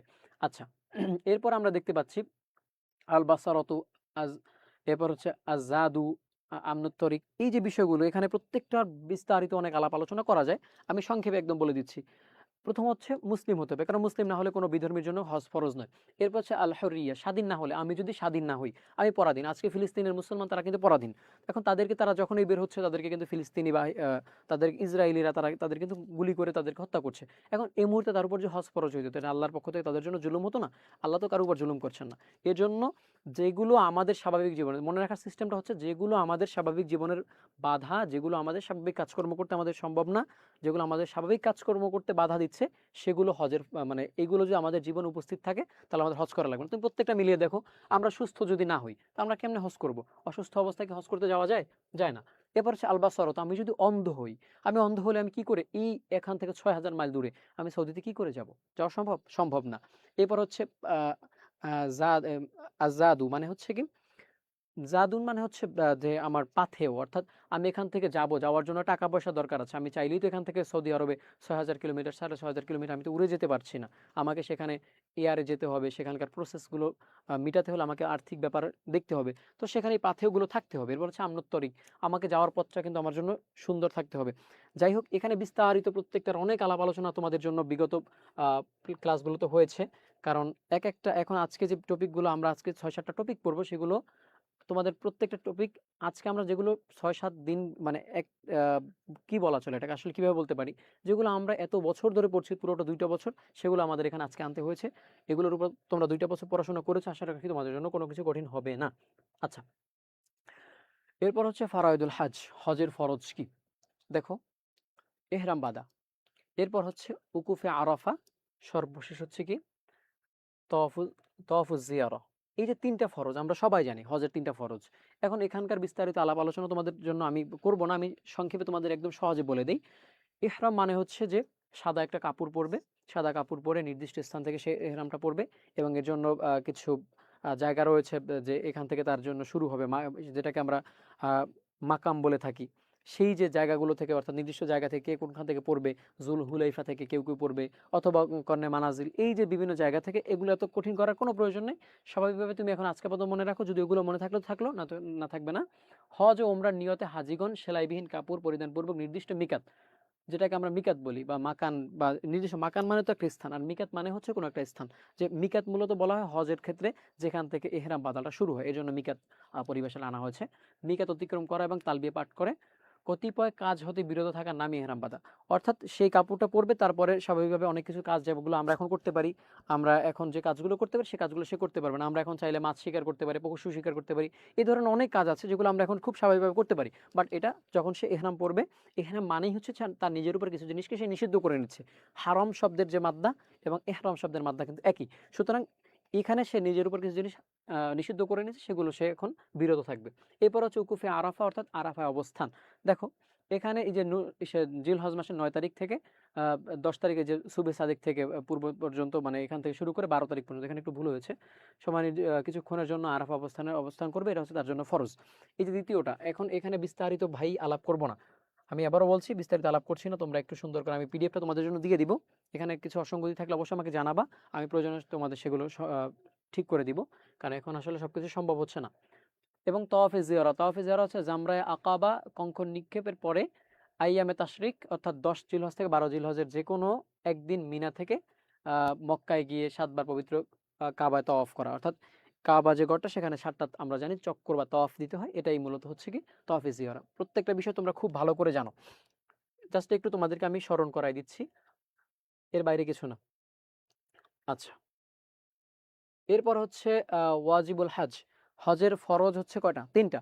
কিন্তু হজের ওয়াজিব হচ্ছে 5টা। কি কি রয়েছে দেখো, আস-সা'য়ু বাইনাস সাফা ওয়াল মারওয়া, আল উকুফু বিমুজদালিফা, অর্থাৎ সাফা মারওয়া 2টা পাহাড় রয়েছে, আমরা জানি যে সাফা মারওয়া পাহাড়ের মাঝখানে, মারওয়া মানে হচ্ছে কি 2টা পাহাড়, সাফা এবং মারওয়া।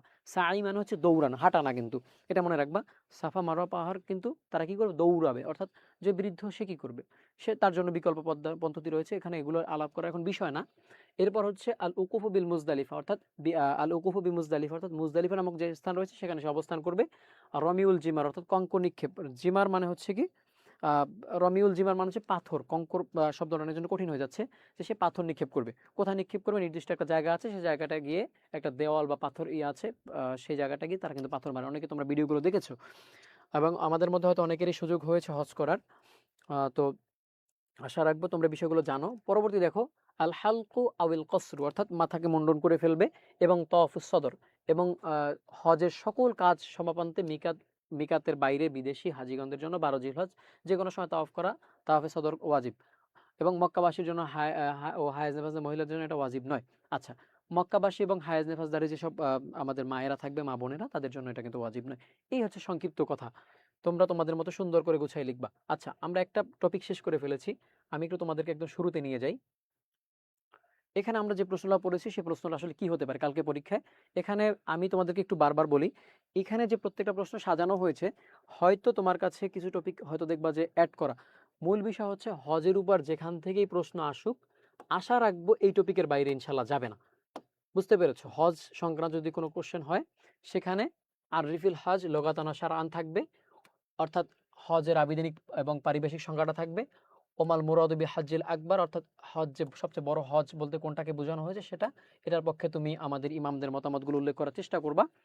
ওয়া আলা মাই ইউজিবুল হজ ওমান লা, অর্থাৎ কার উপরে হজ ফরজ এবং কার উপরে হজ ফরজ না, এই একটা বিষয় তুমি উল্লেখ করার চেষ্টা করবা বা করবা। এরপরে সর্বশেষ হচ্ছে এরপর দেখতে পাচ্ছি উযকুরু ফারাইদুল হজ ওয়াজিবুল বিত্তাফসিল, অর্থাৎ হজের ফরজ এবং ওয়াজিবগুলো কি কি রয়েছে সেগুলোকে বিত্তাফসিল, অর্থাৎ বিস্তারিত আলোচনা। এরপরে হচ্ছে হালিল হজ ওয়াজিবু আলাল ফাওরে আম আলা তারাখি, অর্থাৎ হজ কি বিলম্বে ফরজ নাকি, এটা আমরা কিন্তু সব আলোচনা করেছি। এরপর হচ্ছে বাইয়ান ইখতিলাফিল আইম্মাতিল মুদাল্লালান, অর্থাৎ ইমামদের মতামত সহ সেগুলোকে, বা তাদের যে ইমামদের যে মত পার্থক্য রয়েছে সেগুলোকে দলিল সহকারে উপস্থাপন করবা।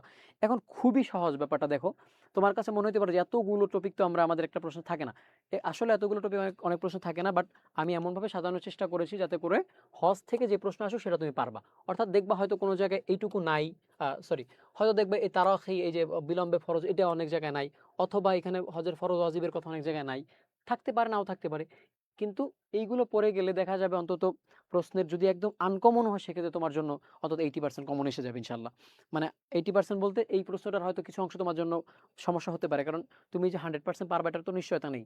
কারণ 2 বছরের পর, আমি আগেও বলেছি, 2 বছরের পর তুমি আজকে এক রাতে কমপ্লিট করতে পারবা না, বাট অন্তত নজরে একবার আসলে যাতে পরীক্ষা লেখা যায়।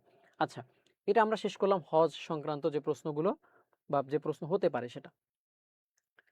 এরপরে আমরা যাচ্ছি পরবর্তী টপিক, সেটা হচ্ছে আমরা একটু গরু টরু দেখতে পাচ্ছি, উট, এই যে এগুলো দ্বারা আমরা সহজে বুঝতে পারলাম যে এটা মূলত আলোচনাটা হচ্ছে গরুর বা ছাগল, ভেড়া, এই যে যেগুলো রয়েছে এগুলো মূলত কি কুরবানি করা হয়। তো আমরা কুরবানি সংক্রান্ত অধ্যায়টাও খুবই গুরুত্বপূর্ণ, আশা রাখি ইনশাল্লাহ তোমার জন্য এখান থেকে প্রশ্ন আসবে। সেখানে আমরা প্রথম প্রশ্নটা দেখতে পাচ্ছি কি দেখো,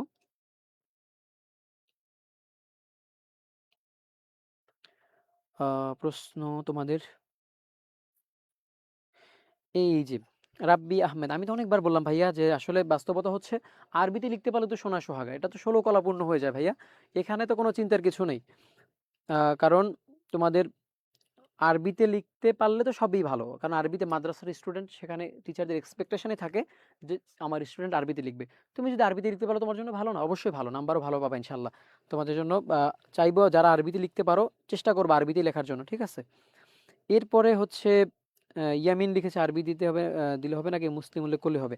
এই যে আমি আবারও বলেছি, তুমি যদি আরবি পারো তুমি আরবি অবশ্যই লিখবা, এবং সাথে বাংলাটা দেওয়ার চেষ্টা করবা। আর যদি তুমি শুধু বাংলা পারো, এখন তুমি আরবি পারো না, কি করবা? তুমি এক রাতে কি আজকে কি মরে যাবা, জীবন দিয়ে দিবা? না, কোনো প্রয়োজন নাই, তুমি যা পারো অতটুকুই লিখবা।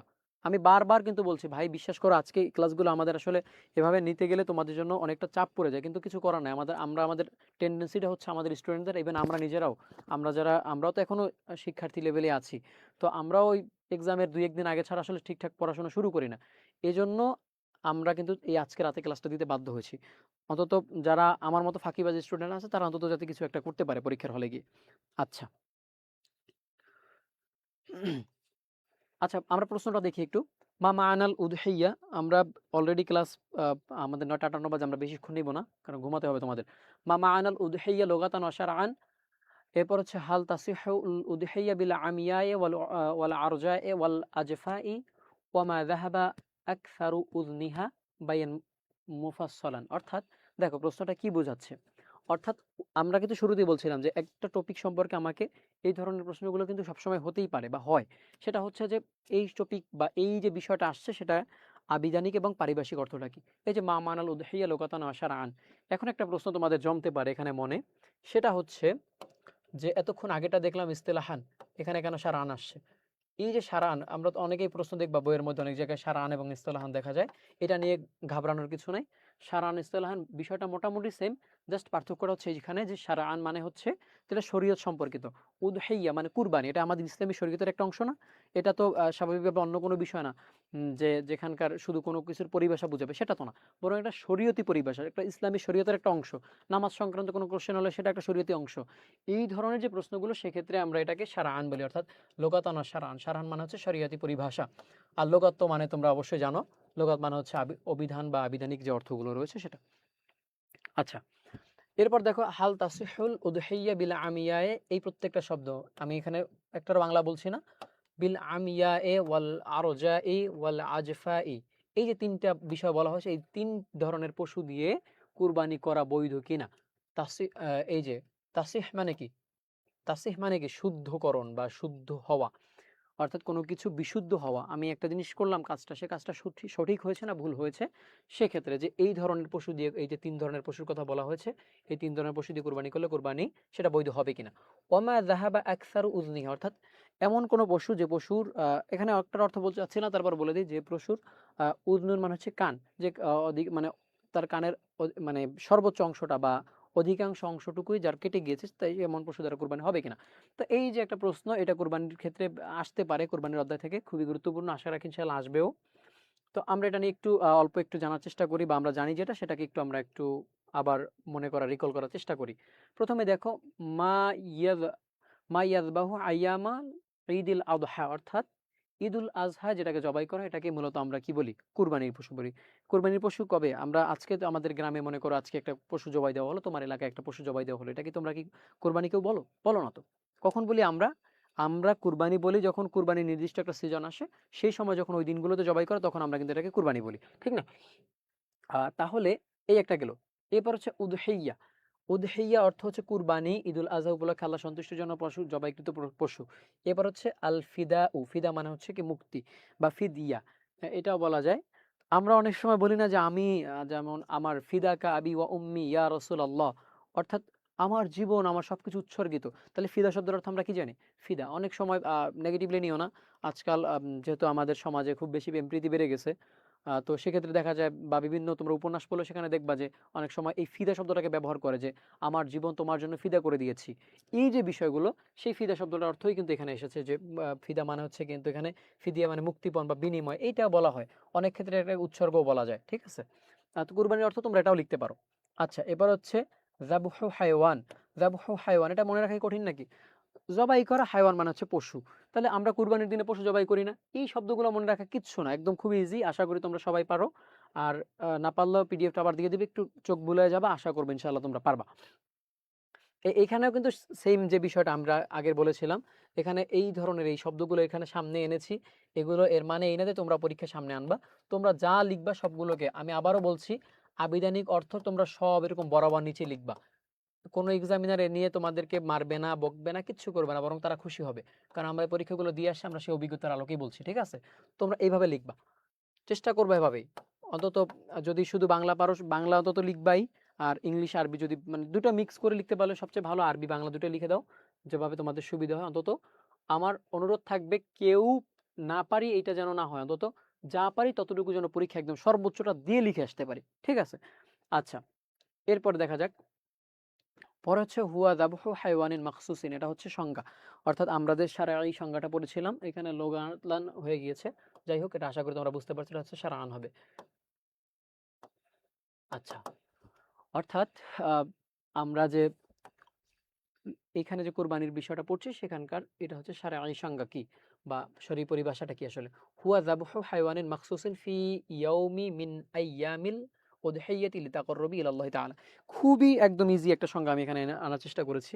অনেক সংজ্ঞাই থাকে, সেখান থেকে সরে বেকার সংজ্ঞাগুলো সবসময় একটু ইজি হয়, তো সেটাই আনার চেষ্টা করেছি। দেখো, হুয়া যাবহু হাইওয়ানিন, যাবহু মানে কি জবাই করা, খুব সহজ না? হাইওয়ান মানে পশু, আমরা তো বন্ধু বান্ধবের অনেক সময় মজা করে বলে ফেলি, যদি এটা বলা অন্যায়, কিন্তু বলে ফেলে এই হাইওয়ান। হ্যাঁ, এই ধরনের শব্দগুলো ব্যবহার করবা না তোমরা যদিও, কিন্তু এই ধরনের শব্দগুলোর সাথে আমরা খুব বেশি পরিচিত। এরপর হচ্ছে মাকসুস মানে হচ্ছে কি খাস শব্দ, বা মাকসুস মানে হচ্ছে কি নির্দিষ্ট কোনো বিষয়। আগের প্রশ্ন কিন্তু এটা এসেছিল যে হজের ক্ষেত্রে নির্দিষ্ট স্থান। একটা প্রশ্ন দিয়ে চেষ্টা করো, আমি এই জন্য এই সংজ্ঞাটা এনেছি যাতে করে তোমাদের সংজ্ঞাটা ধরা সহজ হয় শব্দগুলো। ফি ইয়াউমিন মিন আইয়ামিল উদহিয়া, এখানে একটা প্রশ্ন হতে পারে, ফি ইয়াউমিন দিনের মধ্যে, আবার আইয়ামিল উদহিয়া, উদহিয়া মানে দিনগুলোর মধ্যে, আবার একটা দিনে। অর্থাৎ বিষয়টা হচ্ছে কুরবানির তো মূলত একদিন না, কুরবানি তো মূলত শুরু হয় মূলত 2-3 দিন সময় থাকে, বা এই যে মত পার্থক্য থাকতে পারে, বাট এটাই তো, এই যে কুরবানির যে নির্দিষ্ট দিনগুলো রয়েছে সেই দিনগুলোর যে কোনো একদিনে করলেই সেটা কিন্তু কুরবানি হিসেবে হয়ে যাবে। এবার এটার উদ্দেশ্য কি, আমরা কুরবানি করব কোন উদ্দেশ্যে? আমরা কুরবানি করব আমরা কুরবানি করব কোন উদ্দেশ্যে? আল্লাহ তাআলা সন্তুষ্টি না? আল্লাহ তাআলা সন্তুষ্টি তো আমাদের মূল উদ্দেশ্য। তো সেক্ষেত্রে আমরা এই জন্য কিন্তু শেষে যুক্ত করে লিতাকাররুবি। তাকাররুবা মানে হচ্ছে করিবা। আমরা বলি না করিবা মানে কি কাছে। তা লিতাকাররুবি মানে আল্লাহ তাআলার কাছে পৌঁছানোর জন্য, ইলাল্লাহি তাআলা আল্লাহ, অর্থাৎ আল্লাহ তাআলার কাছে পৌঁছানোর জন্য। এখন এইখানে কি তোমার বাংলা দেখার দরকার আছে? আশা করি আরবিটাই তুমি পারো। এরপর তুমি তোমার মতো বাংলা একদম হুবহু এখানকার যে এরকমই বাংলা হতে হবে কোনো বাধ্যবাধকতা নেই। তোমার মতো তুমি যে বাংলা বুঝো, আমি এটা আবারও বলছি, তোমাদের অনেকেরই সংজ্ঞা এখনো মুখস্থ, অনেক প্রশ্নের হয়তো সমস্যা হতে পারে। তো এজন্য ঘাবড়ানোর কিছু নেই। তুমি যে বাংলা সংজ্ঞা তোমার মতো তুমি যে টপিকটি সম্পর্কে পড়ছো, সেটা হজ হোক, সেটা কুরবানি হোক, সেটা যে অধ্যায় হোক, তুমি সেই অধ্যায়ের বিষয়বস্তু বুঝে তুমি সুন্দর একটা সংজ্ঞা দিয়ে আসবা, যেটা চেয়েছে সেখানে আর কি। বুঝতে পেরেছো? এখানে বাংলা লিখতে গেলে কোনো একদম নির্দিষ্ট হুবহু এই শব্দই হতে হবে বাধ্যবাধকতা নেই। তবে আরবিতে লিখতে গেলে একটু প্রবলেম আছে। অর্থাৎ তুমি যদি কোনো মুসান্নেফ কোনো লেখকের নাম উল্লেখ করো, সেখানে তার সংজ্ঞাটা হুবহু দিতে হবে। কারণ তুমি তো কারো কথা, আমি যেটা বলেছি এটা তো আমার কথাই, তুমি যেটা বলবে সেটা তোমার কথাই। অর্থাৎ তুমি যেটা বলছো সেটা আমি যদি একটু ভিন্ন করে বলি সেটা বিকৃত করা হবে। অর্থাৎ এর জন্য কখনো মানে কারো নাম ব্যবহার করলে সেক্ষেত্রে কোনো সংজ্ঞা যেন উল্টোপাল্টা হেরফের না হয়, এটা খেয়াল রাখবা। আচ্ছা, আমরা পরবর্তী পেজে যাই।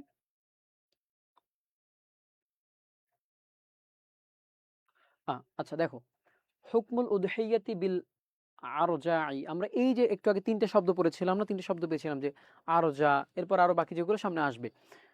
সেখানে এই আরজা মানে কি? আসলে আরজা মানে হচ্ছে খোরা পশু, অর্থাৎ বিকলাঙ্গ পশু, যে পশুগুলোর হাত পা ঠিকঠাক নাই, হাঁটতে ঠিকঠাক পারে না, এই যে পশুগুলো খোরা পশু, এটাই।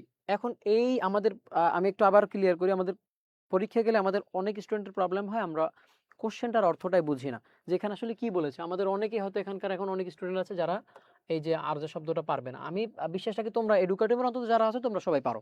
এর বাইরে হয়তো আমি নিজেও পারতাম না, এটা হতে পারে, খুবই স্বাভাবিক ব্যাপার। সবাই যে সবকিছু পারবে এমনটা না, বাট চেষ্টা করবা আজকে যেন কোশ্চেনের যে শব্দগুলো, অন্তত প্রশ্নগুলো আমি আজকে যেগুলো দিয়েছি, এই প্রশ্নের শব্দগুলো অর্থগুলো ক্লিয়ার করে যাবা অন্তত, তাহলে আশা রাখবো কালকে পরীক্ষার পেপারগুলো তোমাদের খালি দিয়ে আসতে হবে না। আচ্ছা, খোরা পশু দ্বারা কোরবানির হুকুম, অর্থাৎ হুকমুল উদহিয়াতি বিল আরজাই, অর্থাৎ আরজা শব্দের অর্থ কি তাহলে? আরজা শব্দের অর্থ আমরা পেলাম এই যে খোরা। আমি লিখছি না নতুন করে, কারণ সময় অনেক ক্ষেপণ হয়ে যাচ্ছে অলরেডি, এত বেশি সময় তোমাদের হাতে নাই। তো দেখো, পারিবেশিক অর্থটা আসলে কি, এখন এইখানে আমি যেহেতু জানি আরজা মানে হচ্ছে খোরা, আমার কি এখানে আর সংজ্ঞা, বাংলা সংজ্ঞা পড়ার কোনো প্রয়োজন আছে? কোনো প্রয়োজন নেই। আমি তাহলে কি বলতে পারি যে খোরা পশু দিয়ে কুরবানি হবে কি হবে না, এটাই হচ্ছে মূলত এই আরজার বিষয়বস্তু। আমি এরপরে আমার মতো করে বা তোমার মতো করে তুমি সুন্দর করে আরজা সম্পর্কে লিখবে, একটা হুকুমের পরে কি আছে সেটুকু দেখো। আমরা এখানে বাংলাটাও পড়ি, দেখো, ইলমুল ফিকার পরিভাষা খোরা পশুকে আরজা বলা হয়। আরজা শব্দের অর্থ কি? খোরা। দেখো, তুমি একটা শব্দ জানলে কত সুন্দর করে তুমি সংখ্যার দিকে চলে যেতে পারো। নিজের পায়ে হেঁটে জবেহ করার স্থান পর্যন্ত যেতে সক্ষম নয়, এই এই ধরনের পশুকে মূলত আরজা বলে। অর্থাৎ অক্ষমতা কিসের জন্য? যে অন্তত সে যে জায়গাটা এখন যে গোয়ালে আছে সেখান থেকে সে জবেহ করার যে স্থান সেই জায়গা পর্যন্ত যদি না যেতে পারে আমরা সেই পশুকে আমরা আরজা বলি, ঠিক আছে? এটার ফিকহি বিধান কি আসলে? এই যে আমরা তো মূলত বিধান পড়ছি যে আসলে এটার হুকুমটা কি আসলে। এই হুকুমটা দেখো, এটার হুকুম হচ্ছে যে ফকিদের মতে ইসলামী মানে ফকি, এবার এখানে ইসলামী আইনবিদ লিখে দিলাম, অনেকে তো ফকি শব্দের অর্থ হয়তো বলতে পারো যে ফকি আসলে মানে কি, এজন্য লিখে দিয়েছি। সর্বসম্মতিক্রমে এ ধরনের অত্যন্ত খোরা পশু দ্বারা কুরবানি করা বৈধ হবে না। অর্থাৎ এই যে সর্বসম্মতিক্রমে, অর্থাৎ সব ইমামরাই মোটামুটি একমত আহ, যে এই ধরনের যে পশু সে হেঁটে যেতে পারছে না সেটা দিয়ে কুরবানি করা আসলে বৈধ হবে না। এখন তোমাদের প্রশ্ন হতে পারে, কুরবানি তো তারও তো প্রাণ আছে।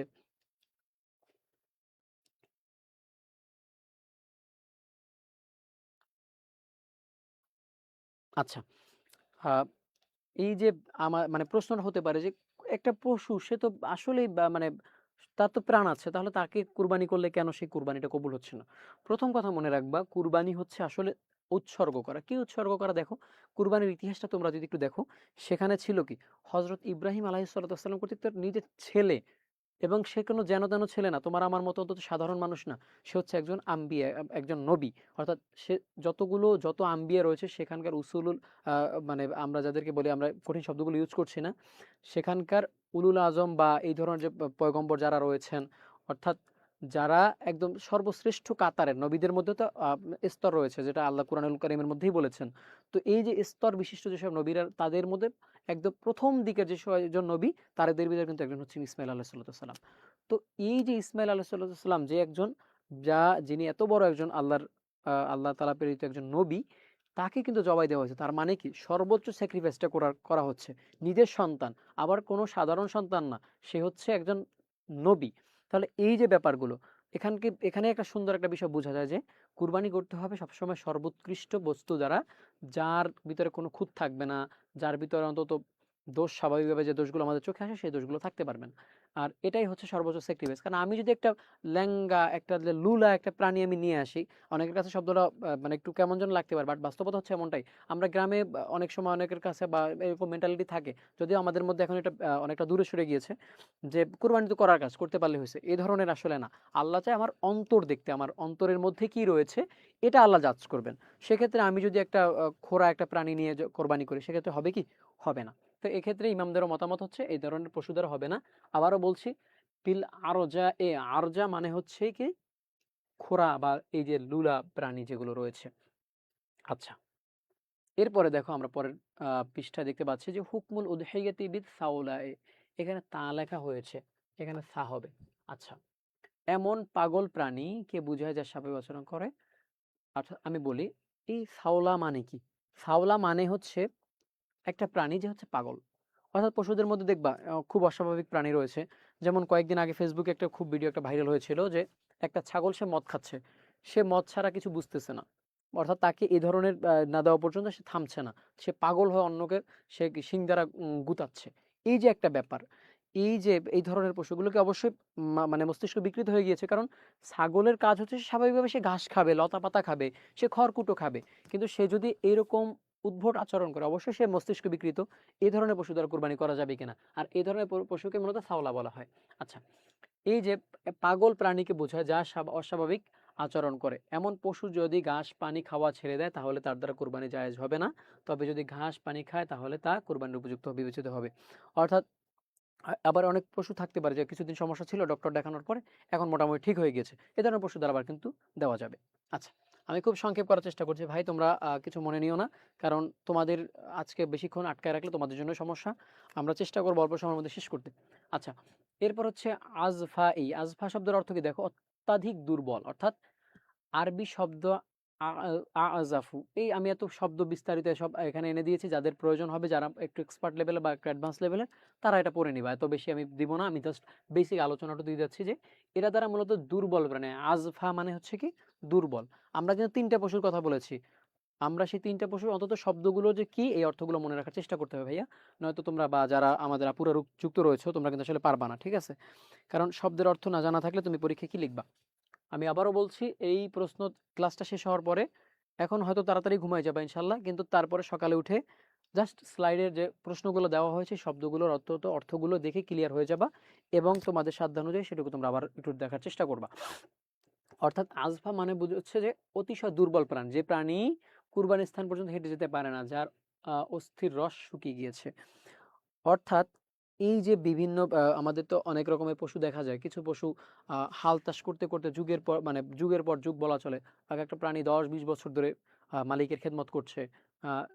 সার মানে হাল দেওয়ার ক্ষেত্রে বিভিন্ন জায়গার ক্ষেত্রে যে জমিতে, সেক্ষেত্রে সে কিন্তু পরিশ্রম করতে করতে অবস্থা এতটাই কাহিল হয়ে যায় যে তার যে এই যে অস্থিমজ্জা বা যেগুলো রয়েছে এই সেখানে কিন্তু তাদের মধ্যে সেখানে কিন্তু রস থাকে না। অর্থাৎ এই বিভিন্ন যে হাড্ডিগুলো থাকে সেখানকার যে পয়েন্টগুলো, সেই পয়েন্টে অনেক সময় হাড্ডিতে রস পর্যন্ত থাকে না, শুকিয়ে যায়।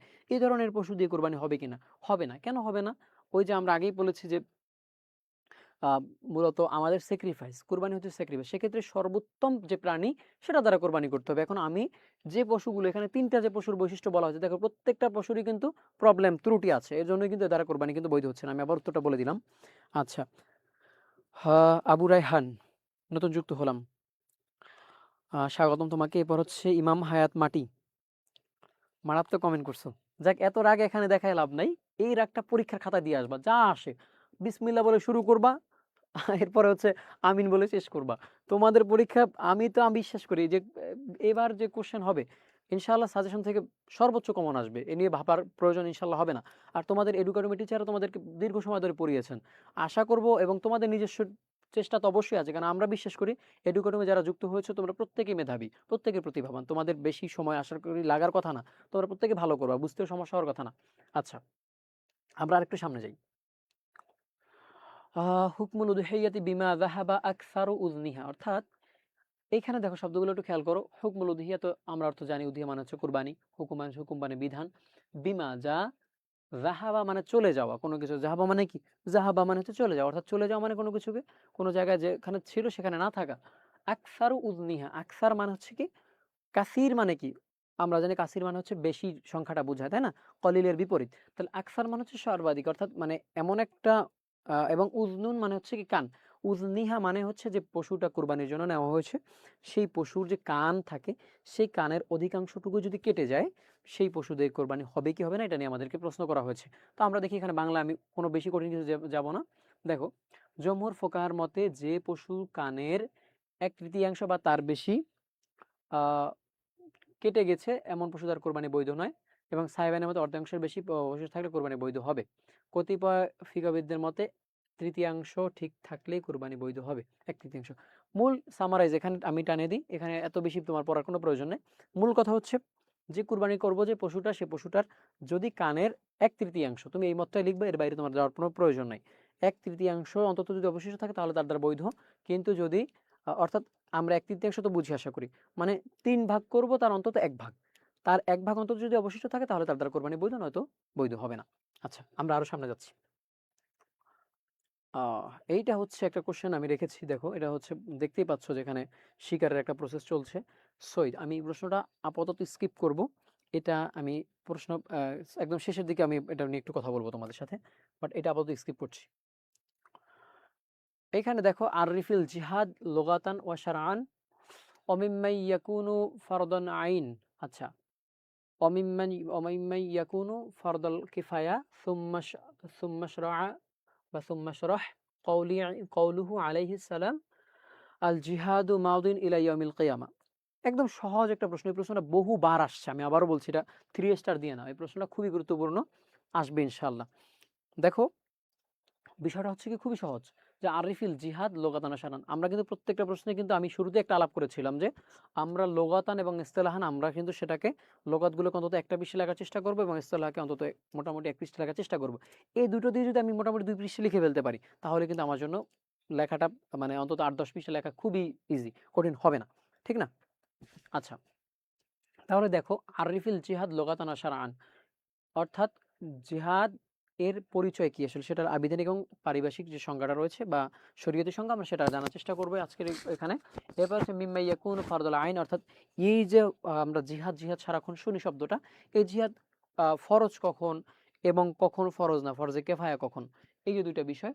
সুম্মা শরাহ, এবং তুমি ইশরাহ করবে অর্থাৎ ব্যাখ্যা করবে কওলিহি আলাইহিস সালাম, রাসূল সাল্লাল্লাহু আলাইহি ওয়াসাল্লাম একটা কথা বলেছেন, সেটা হচ্ছে আল জিহাদু মাদিন ইলা ইয়াউমিল কিয়ামা। অর্থাৎ জিহাদ কিয়ামত পর্যন্ত সে মাদিন, অর্থাৎ সে চলমান, অবশিষ্ট, সে বিদ্যমান থাকবে। এই জিহাদ কখনোই বিলুপ্ত হওয়ার মতো বিষয় না। অর্থাৎ জিহাদ এখনো চলবে কিয়ামত পর্যন্ত, একদম জিহাদ সব সময় চলবে। সে জিহাদের কোয়ালিটি বা সেটার ক্রাইটেরিয়াটা ভিন্ন হতে পারে, বাট জিহাদ সব সময়ের জন্য চলবে। তো আমরা এই কথাগুলোর উপর একটু বিস্তারিত আলাপ দেখব, এরপরে আরেকটা দেখে আমরা খুবই সংক্ষেপ করার চেষ্টা করব। দেখো, আমরা সেভাবে জানার চেষ্টা করি যেভাবে আমরা শুরুতে কথা বলেছিলাম, যে আল জিহাদুল লোকাতান, অর্থাৎ জিহাদ শব্দের আবিধানিক অর্থ মা জাহাদাল ইনসান, অর্থাৎ জাহাদা মানে কি? চেষ্টা করা। জাহাদ মানে কি? চেষ্টা করা। কিভাবে এটা মনে রাখার সহজ সিস্টেমটা হচ্ছে, জিহাদ মানেই তো কি? জিহাদ মানে কি সহজ বিষয় নাকি? জিহাদ মানেই হচ্ছে কোনো কঠিন লড়াই, ফাইট করা। সেটা একটু কঠিন না? তাহলে মা জাহাদ আল ইনসান, মানুষ যেটা প্রচেষ্টা করে, প্রচেষ্টা কি? প্রচেষ্টা তো ওইটাই বলে যেটা একটু কঠিন বিষয়। নর্মাল বিষয় হলে প্রচেষ্টার কিছু না, ওটা তো এমনিই সহজলভ্য বিষয়। তো এই একটা বিষয়, ঠিক আছে না? সাউন্ড কম হচ্ছে? এখন শোনা যাচ্ছে কি? আচ্ছা, এরপর হচ্ছে গয়াতু সাই, মানে অর্থাৎ সাআয়ুন মানে হচ্ছে কি কোনো কিছু চেষ্টা করা। আমি চেষ্টা করলাম, এই আজকে আমার পরীক্ষা, আমি সর্বোচ্চটা দিয়ে কালকে পরীক্ষা আমি খাতায় লিখে আসবো, এটা হচ্ছে সাই। এইটাই বলা হয়েছে গয়াতু সাই, অর্থাৎ যে আমার চেষ্টা, সেই চেষ্টা সর্বোচ্চ সীমানায় পৌঁছে যাওয়া। সর্বোচ্চ সীমানায় পৌঁছে যাওয়াটা কি মূলত কি বলে? গয়াতু সাই। এবার হচ্ছে বাদলুল কুওয়া, অর্থাৎ আহ ব্যয় করা। বাদলুল মানে হচ্ছে ব্যয় করা, কুওয়াত মানে হচ্ছে কি শক্তি। এই জিহাদ করতে গেলে আমি যদি কারোর সাথে যুদ্ধ করতে যাই, আজকে আমি কারো বিরুদ্ধে, যেমন আমাদের এই দেশের সন্তানরা ৭১-এ পাকিস্তানি সৈন্যদের বিরুদ্ধে যুদ্ধ করেছেন। এই যে যুদ্ধগুলো, এর আগে অনেক যুদ্ধ হয়েছে, ইসলামের ইতিহাস আমরা জানি অনেক যুদ্ধ হয়েছে। রাসূলের জীবদ্দশায় প্রায় ২৭-২৮টা যুদ্ধ হয়েছে। এই যে যুদ্ধগুলো হয়েছে, এখানে শক্তির ব্যবহার হয়েছে না? ঠিক এটাই বলা হচ্ছে যে বাদলুল কুওয়া। এবার সে পরেরটা দেখো, পরেরটা একদম সর্বশেষটা দেখতে পাচ্ছি। আ আ ওহহো! এখানে একটু উল্টাপাল্টা হয়ে গেছে। আচ্ছা, এখানে মূলত সাআয়ু প্রয়োজন নাই। তোমার এতগুলো যদি কোনটা সমস্যা হয়, সেক্ষেত্রে তুমি স্কিপ করবা। এখানে ৪ টা দেওয়া আছে। তুমি যদি দেখো একটু স্মার্ট হও, তাহলে তুমি এই ৪ টাকে কি করবা? সবগুলোকে, প্রত্যেকটা তুমি তো জানো এটার বাংলা কি, এটার বাংলা কি, এটার বাংলা কি। তো তুমি সেই বাংলাগুলো এখানে একটা, এখানে একটা, এখানে একটা, এখানে একটা, এখানে একটা করে দিবা। এই যে ৪ টা বাংলা, দেখো অলরেডি ৮ টা হয়ে গেছে। তোমার সেই যে ৮ টা হয়ে যায়, এই এখানে একটা শিরোনাম, একটা ৯ টা। এরপর যদি ২-১ টা আবার তুমি ইংলিশ পারো, কেমনে ১ পৃষ্ঠা হয়ে যাবে তুমি নিজেই বুঝবা না। তো এটা হচ্ছে একটা সিস্টেম। খুব খেয়াল রাখবা যাতে করে অন্তত মিস না হয়। আচ্ছা,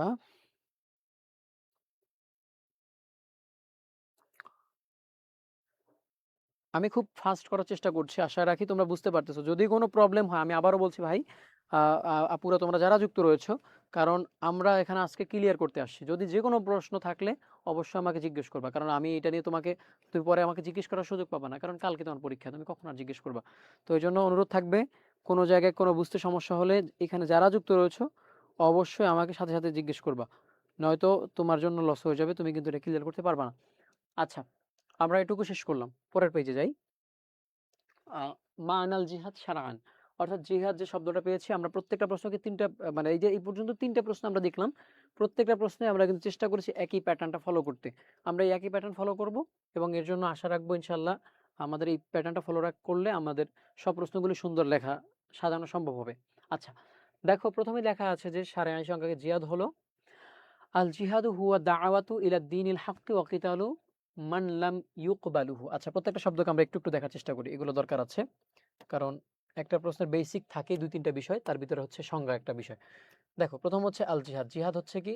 জিহাদ হুয়া দাওয়াত। দাওয়াত মানে কি আমরা জানি? দাওয়াত মানে হচ্ছে কোনো কিছুর দিকে দাওয়াতই মনে রাখি, তাহলে সহজ হবে। দাওয়াত মানে হচ্ছে কোনো কিছু আহ্বান করা। আমি সেই আহ্বানের দিকে না গেলাম, দাওয়াতই বললাম। দাওয়াত শব্দটা আমরা জানি। এরপর হচ্ছে ইলা দীনিল, ইলা মানে হচ্ছে দিকে, দিন মানে হচ্ছে কি ধর্ম, হক, দিনুল হক মানে হচ্ছে কি একমাত্র পৃথিবীতে দিনুল হক হচ্ছে একমাত্র ইসলাম। এর বাইরে যেগুলো রয়েছে সেগুলো কোনোটাই কিন্তু হক না। তার মানে হচ্ছে কি দাওয়াত ইলা দিনিল হককে আয় দিনিল ইসলামে, ঠিক না? অর্থাৎ দিনিল হক মানে হচ্ছে ইসলামের দিকেই দাওয়াত করা। ওয়াকিতালু মিম মিম মানলাম ইউকবালু, অর্থাৎ ওয়াকিতাল, কেতাল মানে হচ্ছে হত্যা করা। হত্যা করা মান, তাকে, লাম ইউকবালুহু অর্থাৎ যে কবুল করবে না, যে গ্রহণ করবে না। এখানে সব শব্দগুলো খুব ইজি। আমি সংজ্ঞা, অনেক সংজ্ঞা রয়েছে, সেখান থেকে কিন্তু খুব সহজ যে সংজ্ঞাটা আমরা সেগুলো আনার চেষ্টা করেছি যাতে তোমাদের জন্য কোনো প্রকার প্রেশার না হয়। তো দেখো, এখানে কি বলা হয়েছে, অর্থাৎ আমাদের যে ধর্ম রয়েছে ইসলাম, এটা একমাত্র সত্য ধর্ম কিনা? অবশ্যই, কারণ আল্লাহ কোরআনেই বলে দিয়েছে যে এটাই হচ্ছে আমার কাছে একমাত্র মনোনীত এবং গৃহীত ধর্ম। তো এই যে বিষয়টা, এখানে এই যে ধর্মটা রয়েছে, এই ধর্মের দিকে মানুষকে আহ্বান করা এবং সে যখন এই আহ্বান শুনবে না তাকে হত্যা করা। এখন এখানে একটু প্রবলেম কিন্তু হয়ে যেতে পারে, তোমাদের অনেকে উল্টাপাল্টা আবার ব্যাখ্যা করবা না, ব্যাখ্যা বুঝবা না, যে এখন আমি যদি আমার একটা হিন্দু একটা বন্ধুকে আমি দাওয়াত দিই, সে দাওয়াত কবুল করলো না, তাকে কি আমি হত্যা করবো কিনা? না, এইটা কিন্তু আবার না, এইটা উগ্রতা। এটার অনেক ক্রাইটেরিয়া রয়েছে, এগুলো বিস্তারিত আলাপের বিষয় ভাইয়া। এটুকু আপাতত মনে রাখো যে জিহাদের অনেক প্রকারভেদ রয়েছে, কখনো জিহাদ সুন্নাত, কখনো ওয়াজিব, কখনো মুস্তাহাব, কখনো কারো কারো মতে এগুলো এরকম ক্রাইটেরিয়া বিভিন্ন সময়ের উপর ভেরি করে। ইভেন বাংলাদেশে এখন জিহাদ ফরজ না, এটা মাথায় রাখবা। কারণ জিহাদ ফরজ হতে গেলে জিহাদ কার বিরুদ্ধে হবে দেখো, এখানে একটা বিষয় কিন্তু সুপ্ত রয়েছে, অর্থাৎ সেটা হচ্ছে আল জিহাদু ইলা দাওয়াতু ইলা দিনিল হক, অর্থাৎ দিনে হাকের পথে যারা নাই তাদেরকে দাওয়াত করা। তো দিনে হাক্কের পথে কারা নাই? বিধর্মী যারা, ঠিক না? কিন্তু বাংলাদেশে তো ম্যাক্সিমাম মানুষই হচ্ছে মুসলিম, তাহলে তুমি কি মুসলিমদের বিরুদ্ধে জিহাদ করবা? না। এর জন্য বাংলাদেশে জিহাদ আপাতত ফরজ না। বাংলাদেশে জিহাদের ক্ষেত্রে অনেক প্রকারভেদ, অনেক বিভিন্ন আঙ্গিকে বিভিন্ন ব্যাখ্যা হয়, কিন্তু এইটুকু আপাতত মনে রাখো, বাংলাদেশে জিহাদ ফরজ না। আর তুমি যে চিন্তাটা করেছো যে এই ধরনের আমার বন্ধুকে দাওয়াত দিলাম, সে কবুল করলো না, তাকে আমি হত্যা করবো কিনা, তাকে আঘাত করবো কিনা, না, কখনোই সম্ভব না, এটা করা যাবে না। এটা আমাদের ইসলাম আমাদের নিরুৎসাহিত করেছেন। এই যে হাদিসটা, এই হাদিসের অনেক ব্যাখ্যা রয়েছে, বা এই যে বিষয়টা যে জিহাদের ব্যাপারটা, অনেক হাদিস, বিভিন্ন হাদিস রয়েছে, কোরআনুল কারীমের আয়াত রয়েছে, সেগুলো তাফসির বা হাদিসের যে ব্যাখ্যাগুলোর উরুদ রয়েছে, সেগুলো কিন্তু আমাদের জন্য স্পষ্ট করে দেয়, কিন্তু এখন বিস্তারিত আলাপ করার সুযোগ নেই। আপাতত মনে রাখো যে জিহাদ মানে হচ্ছে ইসলামের দিকে বা দিনে হকের পথে কাউকে আহ্বান করা, যদি সে সেটা না মানে তখন তাকে কেতাল করা বা হত্যা করা। ঠিক আছে? কারো কোনো কোশ্চেন আছে কি? কোশ্চেন করবা, কোশ্চেন না করলে তো হবে না, কারণ যদিও টপিকটা খুবই, আমি মনে করি, আর তোমাদের যতগুলো এক্সাম হচ্ছে সেখানে সবচেয়ে সহজ টপিক হচ্ছে ফিকাগুলো। ফিকার থেকে সহজ কোনো টপিক হয় না, কারণ এগুলো সবাই কম বেশি লিখতে পারে। একদম এখানে মানে খুব কঠিন কিছু থাকে না যেটা আসলে লেখা যায় না, সবাই কম বেশি লিখতে পারে, ঠিক না? তো আশা করি তোমার জন্য খুব কঠিন একটা কিছু হবে না। আচ্ছা, কারো কোনো কোশ্চেন আছে কি?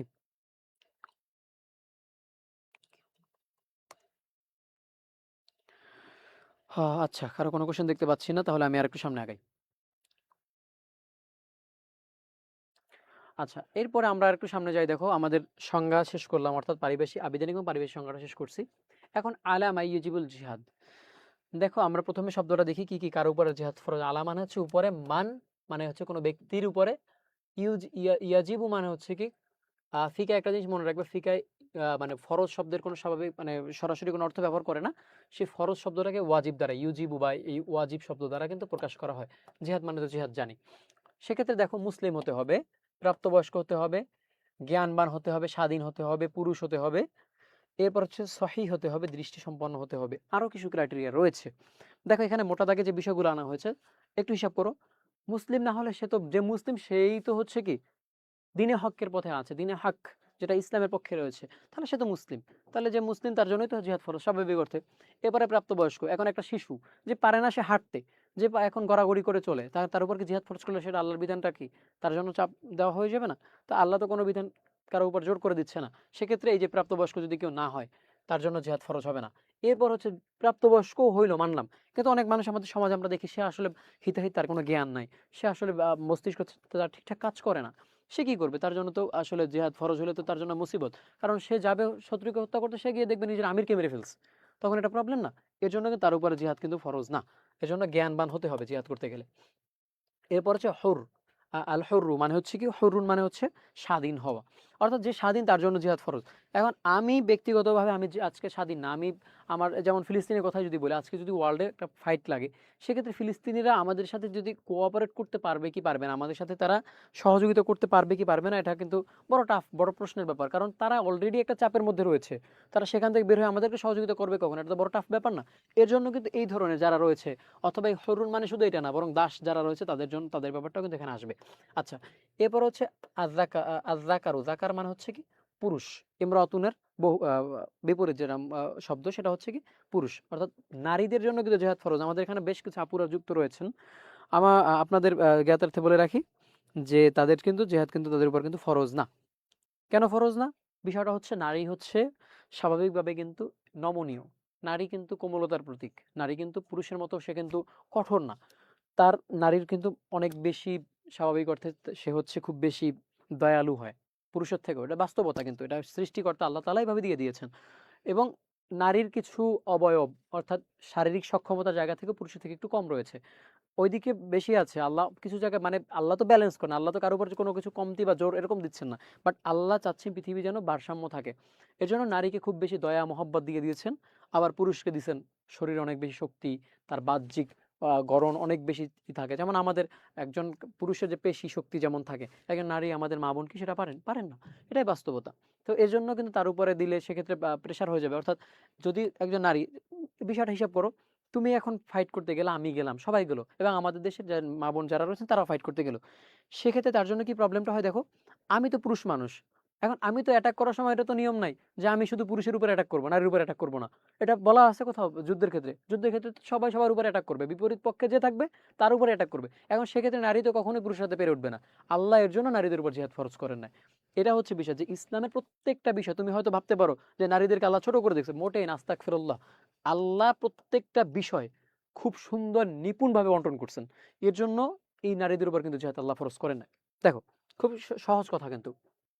এরপর হচ্ছে সুস্থ হওয়া, সুস্থ হওয়া এবং বালেগ হওয়া, এই যে আকেল হওয়া, এগুলো মোটামুটি একই ধরনের অর্থ বোঝাচ্ছে। অর্থাৎ সুস্থ স্বাভাবিক হতে হবে এই ধরনের মানুষ। আমি খুব কথা বাড়াচ্ছি না।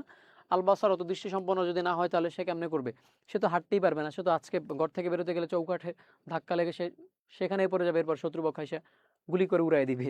তো এজন্য তার উপর কিন্তু জিহাদ কিন্তু ফরজ না। আচ্ছা, আমাদের চট্টগ্রামের সাথে কি মিলবে? কারণ চট্টগ্রামের পরীক্ষা তো স্থগিত বর্তমানে, পরবর্তীতে যদি নেওয়া হয়। এখন সেটা সামনে বলে দেওয়া যায়। ভাই এখন বলার সুযোগ নেই। কারণ কিভাবে কি করবে এটা শিক্ষা মন্ত্রণালয় এটা জানাবেন। তখন আমরা আসলে বলতে পারবো। এখন আসলে বলা যাচ্ছে না। এরপরে আচ্ছা, আমরা আর কথা না বাড়াই, আমরা সামনের দিকে তাহলে চলে যাই। এখানে এখন একটা সিক্রেট হ্যাকস বলি। আমি এর আগে বলছিলাম যে দুনিয়ায় খুব বেশি সহজ সরল হইলে কিন্তু আবার মুসিবত। কিছু মানুষ দেখবে সারাদিন বই নিয়ে টেবিলে পড়ে থাকে। আর কিছু আছে মোটামুটি পড়ে। কিন্তু আল্টিমেটলি দেখা যায় যে কম পড়ে সে মোটামুটি ভালো রেজাল্ট করে ফেলে। এটার কারণ কি? এটার একটা কারণ হচ্ছে আইকিউর ব্যাপার আছে। পরীক্ষায় তুমি শুধু মুখস্থ করে আসলে ভালো রেজাল্ট করা যায়, কিন্তু সেটা সাস্টেনেবল হয় না। তুমি ৫ টা সাবজেক্টে ভালো করবা, কিন্তু একটা না একটা তোমার জন্য উল্টোপাল্টা হয়ে যাবে। তো এইজন্য একটু জ্ঞান খাটাইতে হবে। দেখো এখানে আমরা এখানে বললাম কি আলা মা ইউজিবুল জিহাদ। এখন যদি বলে যে অমানলা, যে কার উপর জিহাদ তাইলে ফরজ না। তুমি স্বাভাবিকভাবে এটাকে ঘুরাইয়া দাও যে যার উপর ফরজ পাইলাম তার বিপরীত দিকে গেলেই তো তার উপর ফরজ না। খুব স্বাভাবিক ব্যাপার না? তাহলে আমরা এখানে মুসলিমের উপর ফরজ পেলাম, তাহলে আমরা এখানে বিপরীত কি লিখতে পারি? অমুসলিম। আমি কোন রকম লিখে দিচ্ছি আসলে, একটু বুঝতে পারলে হয়েছে। এবার হচ্ছে বালেক, প্রাপ্তবয়স্ক, তাহলে অপ্রাপ্তবয়স্ক। এবার হচ্ছে আকেল, জ্ঞান সম্পন্ন, তাহলে হচ্ছে কি গয়রা আকেল, অর্থাৎ যার কোনো জ্ঞান নাই, সুস্থ, সে জ্ঞানবান নয়। এবারে স্বাধীন, সে হর্রিয়া নয়, আল হর্রু বা হর্রিয়া এই ধরনের তার ভিতরে নাই, সে হুর না। তাহলে গয়রা শব্দটা যুক্ত করে দাও। তুমি আরবিতেই লিখতে পারো খুব সহজে। তুমি আরবিতে না পর বাংলায় লিখো, এটার বিপরীতটা লিখে দাও, তাহলে এটার কিন্তু উত্তরটা হয়ে যাবে। আচ্ছা, আমরা একটু সামনে যাই। এই যে দেখো আলা মাইজিবুল জিহাদ, এই দেখো আলা মান লা ইউজিব, লা বলছে না, এই যে নেগেটিভ। তাহলে দেখো সেটাই আমরা ঘুরাই দিস, একটু চালাক হইতে হবে। দুনিয়া চালাক না হলে টিকতে পারবা না। আচ্ছা, তাহলে এটা আর পড়ছি না, আমরা সামনের দিকে যাচ্ছি। এরপর হচ্ছে ফরজে আইন। এখন একটা বিষয় হচ্ছে কি, আমরা প্রশ্ন পড়ছিলাম কি যে জিহাদ আহ, কখন ফরজে কিফায়া এবং ফরজে আইন, এই দুটো বিষয় পড়ছিলাম। তো আমরা সেই দুটো বিষয় নিয়ে একটু কথা বলি। জিহাদের, আচ্ছা, আমরা চেষ্টা করছি ভাইয়া খুব দ্রুতই, কিন্তু মাত্র আমরা অল্প সময়ের মধ্যে শেষ করবো, আমরা শেষ দিকে আসছি। আমরা আজকে এক মানে ২০-৩০টা কোশ্চেন পড়াবো না, খুব সিলেক্টিভ। কারণ আমি আগেই বলেছি তুমি ২ বছর যেটা পড়েছো আমরা সেটা আজকে মাত্র ১-১.৫ ঘন্টা শেষ করব। সুতরাং সেক্ষেত্রে এটা কখনোই সম্ভব না যে একদম যে পড়ে না তার জন্য এটা কখনোই সম্ভব না 100% ধরাটা। কারণ মাত্র কত ঘন্টার বাকি আছে। তো এর জন্য একটা সার্ফেস লেভেলের আইডিয়া দিয়ে যাচ্ছি এবং একটা সাজেশন ওয়াইজ আমি আইডিয়াটা দিচ্ছি, যাতে করে তোমাদের জন্য কঠিন না হয়। আমি অল্প একটু বাকি আছে, বেশি সময় লাগবে না ইনশাল্লাহ, আমি খুব দ্রুত করার চেষ্টা করছি। আচ্ছা, ফরজে আইন দেখো। ফরজে আইন হচ্ছে কখন ফরজে আইন? যখন উম্মার একদম অস্তিত্ব বিলীন হয়ে যাওয়ার অবস্থা, কাফের শক্তি আমাদেরকে একদম গ্রাস করে দিচ্ছে, তখন যুদ্ধ ফরজ। কাদের উপর ফরজ? ওই যে আমরা আগে যাদের উপর পড়ছি তাদের উপর। আবার সবার উপর বলিও না যে আমাদের আমাদের মা বোনদেরও যুদ্ধ করতে নামতে হবে, এটা না। আচ্ছা, এরপর এটার দলিল আছে, এগুলো তোমরা একটু দেখে নিবা ভাই, আমি এগুলার বলছি না। এবার হচ্ছে ফরজে কেফায়াও দেখো এরকমই, যে স্বাভাবিক অবস্থায় ফরজে কেফায়া, যেমন এটা বর্তমান বাংলাদেশে বলা চলে যুদ্ধ হচ্ছে ফরজে কেফায়া। কারণ কি, আমাদের এখন এই জায়গাটায় যুদ্ধ করার মতো কিছু নাই, কাদের সাথে করবে, স্বাভাবিক অবস্থা চলছে। এই যে বিষয়টা, এটা হচ্ছে ইমাম আবু হানিফা বা অন্যান্য ইমামদের মত। আমাদের যারা রয়েছে হানাফি মাযহাবে তাদের ম্যাক্সিমামেরই এই মত। আচ্ছা, আমরা এখানে আর কথা না বাড়াই, আমরা তোমাদেরও কষ্ট দিব না, তোমাদের সকালে একটু পড়লে এর থেকে ভালো বেনিফিট হবে। এরপর দেখো রাসূল সাল্লাল্লাহু আলাইহি ওয়াসাল্লামের যে বাণী, এটা একদম সহজে আমি শর্টকাট করে দিই, জাস্ট 30 সেকেন্ডে শেষ করে দিই। আল্লাহ রাসূল বলছেন জিহাদ কিয়ামত পর্যন্ত অব্যাহত থাকবে। আমরা জানি সবচেয়ে বড় জিহাদ হচ্ছে নিজের নফসের সাথে জিহাদ করা, ঠিক না? নিজের এই যে এইটা আমরা তাহলে কি মানুষ, আমরা যতদিন আছে ততদিন জিহাদ আমরা অলরেডি চালাই যেতেছি। আমরা শয়তানের বিপক্ষে গিয়ে আমরা নামাজ পড়ি, আমরা শয়তানের বিপক্ষে গিয়ে আমরা এটা থেকে ওইটা থেকে দূরে থাকি। এই যে দূরে থাকছি, এটা একটা জিহাদ করছি না? এইটা দিয়ে কিন্তু সহজে মনে রাখা সম্ভব। খুব সহজ প্রশ্ন, একদম এই এই এক্সামের সবচেয়ে সহজ প্রশ্ন হচ্ছে এটা। তো এই যে বিষয়টা হচ্ছে যে এই যখন কুফরের সাথে যখন সংঘাত লাগবে, এটা কি বলা যায় আজকে লাগবে না? লাগতেই পারে। যেমন অলরেডি আমাদের ইরানের সাথে কিন্তু ইসরায়েলের সবসময় লেগে আছে। তো এই যে কুফর শক্তির সাথে আমাদের কালেমাপন্থী মুসলমানের সাথে সংঘর্ষ, এরা সবসময় লেগে আছে, লেগে থাকবেই। এটা নিয়ে কখনো মানে অরিহর কিছু নাই, এটা লেগে থাকবেই। আর যতদিন কারণ পৃথিবীর সব মানুষ মুসলমান হবে না, সব মানুষ আবার কাফের হবে না। তো ২ টা পক্ষ থাকলে মারামারি অবশ্যই লাগবে। স্বাভাবিকভাবে যে এখন দেখো আর্জেন্টিনা ব্রাজিল একটা জাস্ট একটা খেলা, একটা জাস্ট এটা একটা স্পোর্টস না? সেখানেই কত মানে মানে ফাইট হচ্ছে।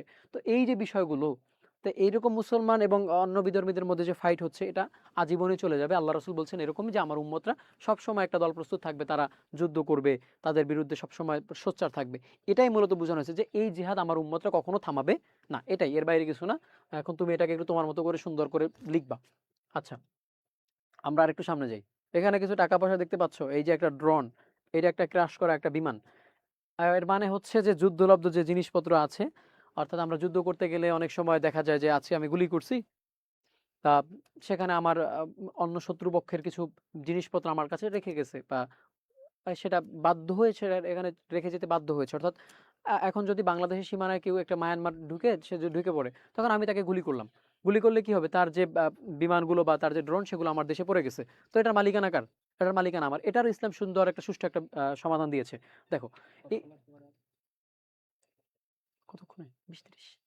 আচ্ছা, আচ্ছা, আমরা খুব দ্রুত শেষ করার চেষ্টা করছি। হ্যাঁ, দেখো এই যে টপিকটা, এটা একটা গুরুত্বপূর্ণ টপিক। তোমরা আশা করি পড়ছো এই বিষয়টা আগেও, কারণ আমরা এখানে যে বিষয়গুলো আনা হয়েছে এগুলো মোটামুটি আগে তোমাদেরকে পড়ানো হয়েছে। প্রশ্নটা দেখো, প্রশ্ন মা হু আল ফাই ওয়াল জিজিয়া ওয়াল খুমুস সুম্মা ফাসিল আন আলা মান তাজিবুল। আহ, আমার চোখে একটু কাছ থেকে দেখছি তো, এর জন্য একটু ঘোলা ঘোলা লাগছে মাঝে মধ্যে। জিজিয়া ওয়া আলা মানলা। আচ্ছা, এরপর হচ্ছে বাইয়িন মুফাসসালান। এই যে বিষয়গুলো আমরা সামনে প্রত্যেকটা টপিক, এখানে প্রত্যেকটা শব্দের আলাদা আলাদা আলোচনা করব। ফাই কি, এরপরে কি জিজিয়া, এরপর হচ্ছে খুমুস, প্রত্যেকটা নিয়ে আমরা সামনে আলোচনা করব। আপাতত ওহো আচ্ছা আচ্ছা, ওইটা স্কিপ করলাম।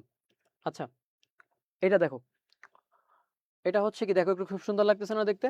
এই যে আমরা এখন যে এই যে রয়েছি, প্রত্যেকেরই মনে চায় যে কিছু না কিছু একটা গটাই ফেলি জীবনে, যে কোনো সময়। তোমাদের সাথে আসলে বাস্তবতা হচ্ছে কি, ক্লাসটা লম্বা করতে পারলে বা তোমাদের শুরু থেকে তোমাদের সাথে থাকতে পারলে আমার ভালো লাগতো, কারণ তোমাদের সাথে অনেক কিছু শেয়ার করার বিষয় আছে। তো এই যে বিষয়টা আমাদের প্রত্যেকেরই জীবনে বিবাহ করার একটা বিষয় আসে বা আসবে, তো সেটা নিয়ে আমরা একটু জানার চেষ্টা করব। আমরা যে প্রশ্নটা স্কিপ করেছি সেটা নিয়ে আমি আলাপ করবো একটু পরে। দেখো, মা মা'নান নিকাহ লুগাতান শারআন ওয়া মা হুকমুহু ওয়া শুরুতুহু ওয়া ইল্লাতুহু ওয়া মা মা'নাল ওয়ালি ওয়াল কুফু ফিন নিকাহ হালিল কুফু ওয়াজিবুন আমলা উযকুর মা'নাল মাহার মা বায়ানে মিকদার। আহ, এখান থেকে আচ্ছা, মিকদারুল মাহার মুদাল্লালান। আচ্ছা, এই যে বিষয়টা হচ্ছে কি দেখো, এখানে একটা প্রশ্নের মধ্যে আমি কিছু বিষয় নিয়ে আসছি যেগুলো মোটামুটি মানে নিকাহ সংক্রান্ত যত প্রশ্ন হবে, এর বাইরে যাওয়ার মানে পসিবিলিটি মানে মনে হচ্ছে 5%, এর বাইরে যেতে পারে না। কারণ এখানে সেভাবেই প্রশ্নগুলো আনা হয়েছে। দেখো প্রত্যেকটা টপিক তুমি দেখো, নিকাহ সংক্রান্ত কি জিজ্ঞেস করবে? নিকার আবিধানিক পারিভাষিক সংজ্ঞা জিজ্ঞেস করবে। এবার হয়তো তার হুকুম টুকুম জিজ্ঞেস করবে, শর্ত কি কি হইতে পারে, ইল্লাত কি হইতে পারে। এরপর হচ্ছে এটার ক্ষেত্রে কুফু বিয়া হওয়ার ক্ষেত্রে কি হয়, বিয়ের ক্ষেত্রে কুফু টুফু মিলা লাগে। এরপর হচ্ছে সেক্ষেত্রে বিবাহের ক্ষেত্রে দুইটা দলের মানে এই যে কুফু মলে এই প্রত্যেকটা বিষয় আমরা আলাপ করব।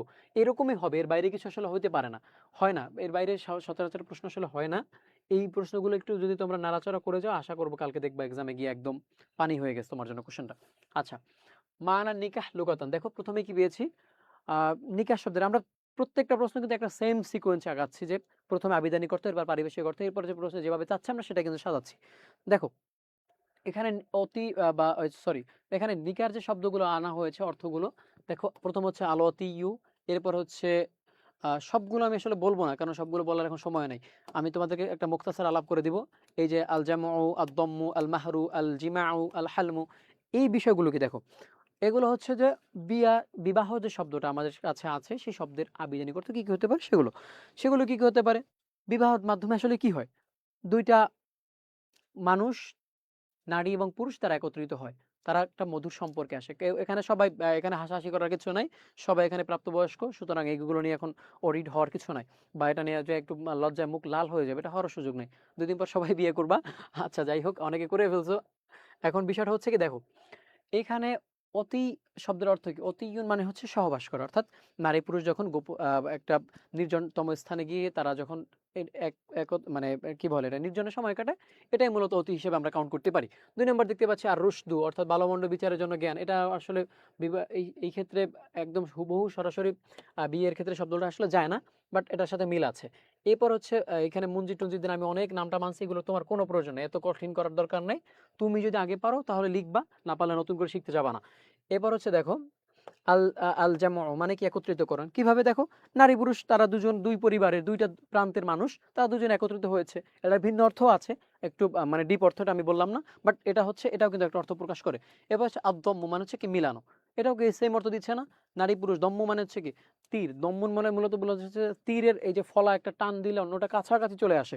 এটাই মূলত বোঝানো হচ্ছে যে নারী পুরুষ তারা যখন একটা বিবাহের একটা হালাল একটা সম্পর্ক, সেই হালাল সম্পর্কের মাধ্যমে তারা কিন্তু একই জায়গায় চলে আসে। এই প্রত্যেকটা শব্দ তোমরা পড়ে নিবা, আমি এগুলো আর আলাপ করব না। অল্প সময়ের মধ্যে আমি আর অল্প, আজকে কত ৩৯, আর সর্বোচ্চ ১৫ মিনিটের মধ্যে শেষ করে দেওয়ার চেষ্টা করবো ইনশাল্লাহ। দেখো, এরপর হচ্ছে নিকার যে আবিধানিক পারিভাষিক সংজ্ঞা দেখো, আর নিকা হুয়া আকদু মাউদুউন লিমিলকিল মুতাআতি আই হালিল ইসতিমতাই রাজুলি মিনাল মারআতি।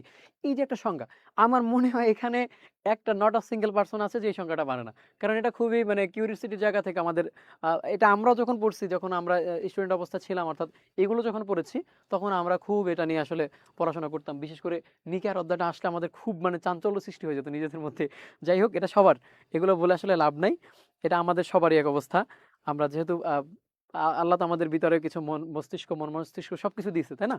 তো এর জন্য এই সংজ্ঞাটা, আশা করবো সংজ্ঞাটা নতুন করে পড়ার কোনো কিছু নেই। তারপর আমি বলি, নিকাহ হচ্ছে এমন একটা সম্পর্ক, এমন একটা বন্ধন, যার মাধ্যমে একজন অন্যজনের উপরে তাকে ভোগ করার, তাকে শারীরিকভাবে ভোগ করা, তার অধিকার লাভ করে। দেখো তুমি এখানে কি দেওয়া আছে, এই যে পুরুষ এবং নারীর মাঝে প্রতিষ্ঠিত নারী হতে পুরুষ কর্তৃক স্বাদ উপভোগ করার বৈধ বন্ধন। বিবাহ কি এটা বৈধ না? বৈধ বন্ধন কিনা? অবৈধভাবে তো অনেক কিছুই হয়, বাট বৈধভাবে তো হচ্ছে এটা বিয়া, তাই না? বিবাহ এটা, এই আকুদের মানে হচ্ছে বন্ধন, মাউদুউন এটা হচ্ছে একটা মানে লিমিলকিল মুতা, অর্থাৎ তারা মুতা অতি করা, অতি অতি মানে হচ্ছে নির্জনে যে সহবাস করা, বা সহজ কথা, এত শরম লজ্জা করার কিছু নেই। বাস্তবতা হচ্ছে ফিকা শব্দগুলো পড়তে গেলে এরকম অনেক শব্দ আসবে। এখন এগুলো যদি তোমাদেরকে আমি অন্য সময় পড়াতাম তাহলে আরো বিস্তারিত বলতাম, বাট এখন আসলে বলার সেই সুযোগটা নেই। এরপর হচ্ছে আইহিল ইসতিমতা আই রজুলি মিনাল মারওয়াতি, অর্থাৎ একজন নারীর উপরে অন্য একজন পুরুষ যে অধিকারটা লাভ করে, তাকে তার সাথে আহ, কি বলে এটাকে, অর্থাৎ তাকে যে তার কাছে খুব কাছাকাছি যাওয়ার যে সুযোগটা লাভ করে, এটার বৈধ যে সম্পর্কটা, এটা হচ্ছে বিবাহ। এর বাইরে আর কিছু বলার সুযোগ এখন আর নাই, আর বিস্তারিত বললাম না। এখানে কমেন্ট বক্সে দেখলাম অনেকেরই খুব লজ্জা লেগে গেছে। যাই হোক, লাগুক, কিছু করার নাই। আমরা একটু সামনে গেলাম। মানান নিকাহ লুগাতান, দেখো, এটা তো গেল, সারা আন্নগা সারা, এটা দুইটাই গেল। সামনে হুকমুহু, আমরা প্রশ্নে কিন্তু প্রত্যেকটা পয়েন্ট পেয়েছিলাম, সেই প্রশ্নের পয়েন্টগুলো জাস্ট একবার আলোচনা করে যাই, এগুলো বিস্তারিত যখন আলোচনা করার সুযোগ নেই। ফানকিহু মা তাবা লাকুম মিনান নিসা, এটা হচ্ছে কোরআনুল কারীম আয়াত। এরপর আরো আয়াত রয়েছে। এখানে বিষয়টা হচ্ছে কি যে বিয়ার হুকুম কি, আসলে নিকার হুকুম কি। ইমাম শাফি রহমাতুল্লাহর মত হচ্ছে, স্ত্রী ভরণ পোষণ সক্ষম প্রদানে ব্যক্তি যদি কামভাব তীব্র আকার ধারণ করে এবং বিবাহ না করলে জেনা লিপ্ত হওয়ার আশঙ্কা থাকে, তাহলে বিবাহ করা তার উপর ফরজ, ঠিক না? এবার হচ্ছে আর স্বাভাবিক অবস্থায় বিয়ে করা যায়, এই বিয়ে হচ্ছে বিবাহ মুক্ত থাকে উত্তম। আচ্ছা, বিষয়টা হচ্ছে কি, ইমাম শাফি রহমতুল্লাহ আলাইহি বলছেন যে যদি কোনো ছেলে মেয়ে বা নারী পুরুষ, এটা তো প্রবৃত্তি, আমাদের প্রত্যেকের প্রবৃত্তি আল্লাহ দিয়ে দিয়েছেন। যদি কারো প্রবৃত্তি না থাকে তাহলে সে আসলে স্বাভাবিক মানুষ না। সে স্বাভাবিক, সহজ কথা, সে স্বাভাবিকভাবে যে একটা পুরুষ বা একজন নারী হিসেবে তার যে সার্ভাইভ করার কথা, সে আসলে সেভাবে দুনিয়া এসে বসবাস করছে না। তো আশা করব, মানে যায় যে মানুষই হোক পৃথিবীতে, এই জন্য আল্লাহ রাসূলের একটা হাদিস ছিল সম্ভবত, আমি ভুল না করলে, যে যদি কোনো নারী পুরুষের সামনে এইসব বিষয় নিয়ে আলোচনা করা হয়, অর্থাৎ এখানে তো স্বাভাবিকভাবে আলোচনা করা হচ্ছে, অর্থাৎ তার সামনে কোনো কিছু যদি তাকে আহ, উত্তেজিত করার মতো কোনো বিষয় চলে আসে, এবং সেক্ষেত্রে স্বাভাবিকভাবে একটা মানুষ উত্তেজিত হওয়ার কথা, যদি সে উত্তেজিত না হয়, হয়তো সে মিথ্যা কথা বলছে, নয়তো সে পুরুষত্বহীন।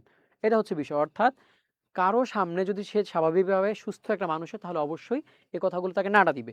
আর যদি সে নাড়া না দেয় তাহলে হয়তো সে পুরুষত্বই, নয়তো সে মিথ্যা কথা বলছে। অবশ্যই তাকে নাড়া দিবে, নয়তো কথাগুলো নেগেটিভলি নিও না। আমি গুছায় বলতে পারছি না কারণ সময়ের সংকল্প মানে সংকট। যাই হোক, আমি শেষ করে দিচ্ছি। তাহলে এখানে ইমাম শাফিঈ রাহমাতুল্লাহ এটাই বলছেন যে যদি স্ত্রীর ভরণ-পোষণ দেওয়ার সক্ষমতা থাকে, যদি ভরণ-পোষণ দেওয়ার সক্ষমতা থাকে বুঝে নিও, এবং তার যদি তীব্র আকারে তার যদি আকাঙ্ক্ষাগুলো যদি মানে সে বিপথে চলে যেতে পারে, যেকোনো সময় সে জেনায় লিপ্ত হতে পারে, এরকম যদি আশঙ্কা থাকে তাহলে সে বিয়ে করে নিবে। আর এমনিতে স্বাভাবিক অবস্থা যে হ্যাঁ, নিজেকে কন্ট্রোল করতে পারছে, কোনো প্রবলেম হচ্ছে না, সে তাইলে কি করবে? সে তার জন্য সে চাইলে বিয়ে নাও করতে পারে। তার জন্য কোনো সমস্যা নেই। স্বাভাবিক অবস্থা হচ্ছে জায়েজ।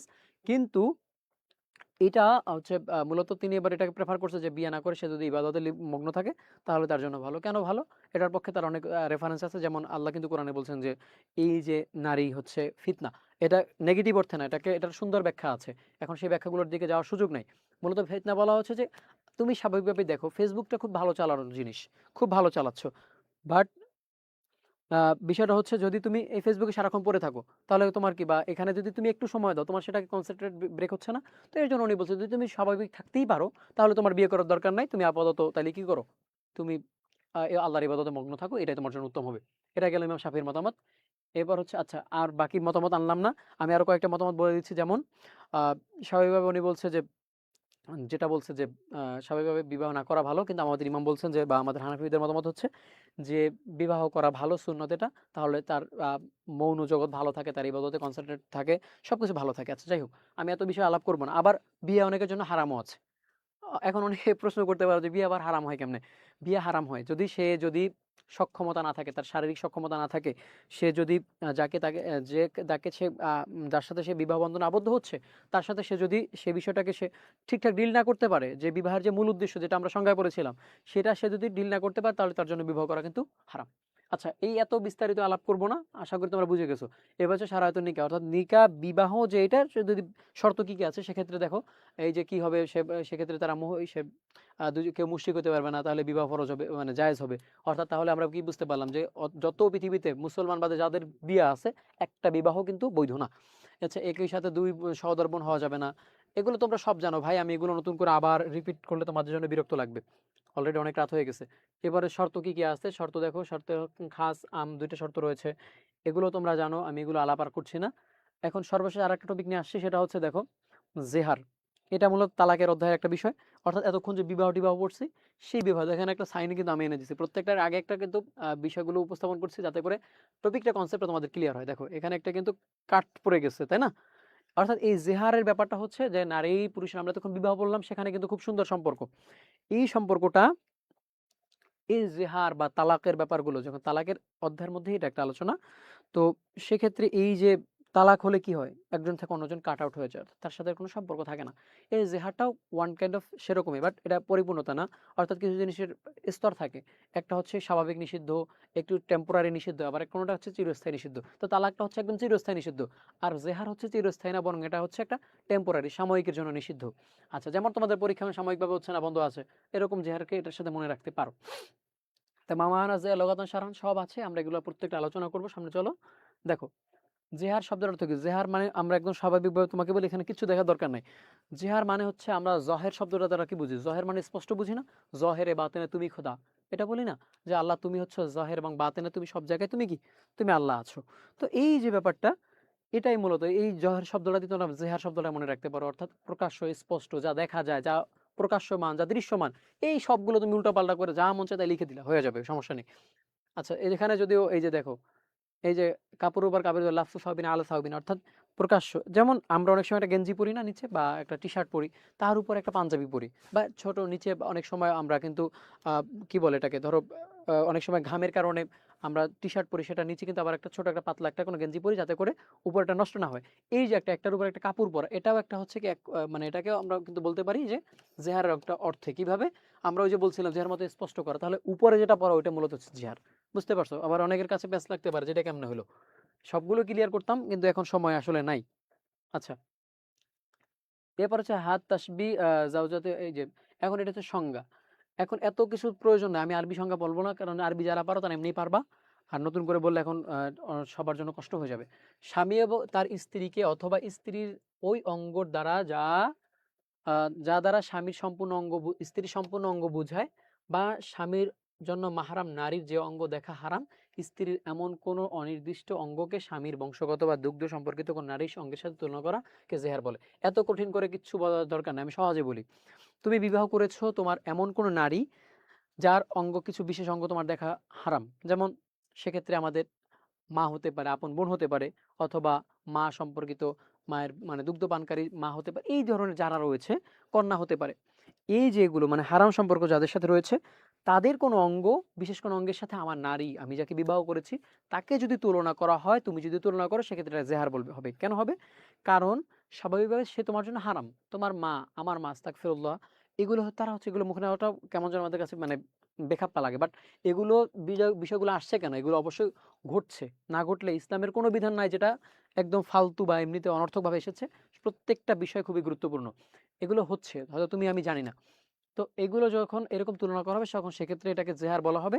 এবং এই জেহারের কিছু মানে স্তর রয়েছে, বলার ক্ষেত্রে অনেক পার্থক্য হতে পারে, সেই পার্থক্যগুলো নিয়ে একটু আলাপ করবো আমরা। চলো দেখো, জিহার সাব্যস্ত হওয়ার শর্তাবলী, সাব্যস্ত হওয়ার জন্য কিছু পূর্ব শর্ত রয়েছে, যেমন বিবাহ শুদ্ধ বা বৈধ হতে হবে। এখন আমি কাউকে বিয়েই করলাম না, আমি এখন একটা ভিন্ন নারীকে বলে ফেললাম যে তুমি আর এটা এটা এরকম, তাহলে সেক্ষেত্রে তো হচ্ছে না, কারণ তার সাথে জেহার তো হবে কি, বৈধ বিবাহের ক্ষেত্রে সম্পর্কে টানাপোড়েন তৈরি হবে, এটা হচ্ছে মূলত জেহার। এখন যদি বিয়াই না হয়, তাহলে আর কি জেহার হওয়ার সুযোগ আছে? নাই তো। এবার জেহারকারীকে স্বামী, প্রাপ্তবয়স্ক, স্বাধীন এবং মুসলিম হতে হবে। এখন জেহারকারী অর্থাৎ জেহার তো করতে পারবে স্বামী, স্ত্রী তো আর জেহার করতে পারবে না, মানে করে না, করতে পারে না, এটা হয় না। তো সে স্বামীকে প্রাপ্তবয়স্ক, স্বামী বিয়ে করে দিছে, মনে করে 8-10 বছর একটা ছেলেকে একটা বিয়ে করাই দিছে, যে বাপ মা জোর করে বিয়ে করাই দিছে। এখন সে তো বুঝে না, সে তো অবুঝ মানুষ, সে তো অনেক কিছু করতে পারে। তো সেক্ষেত্রে জেহার হবে কিনা? হবে না। আচ্ছা, এই তোমরা আছো না, আমাকে একা রেখে চলে গেছো বলো তো? আমি তো খুব শঙ্কায় আছি যে আমাকে আবার একা রেখে চলে গেলা কিনা।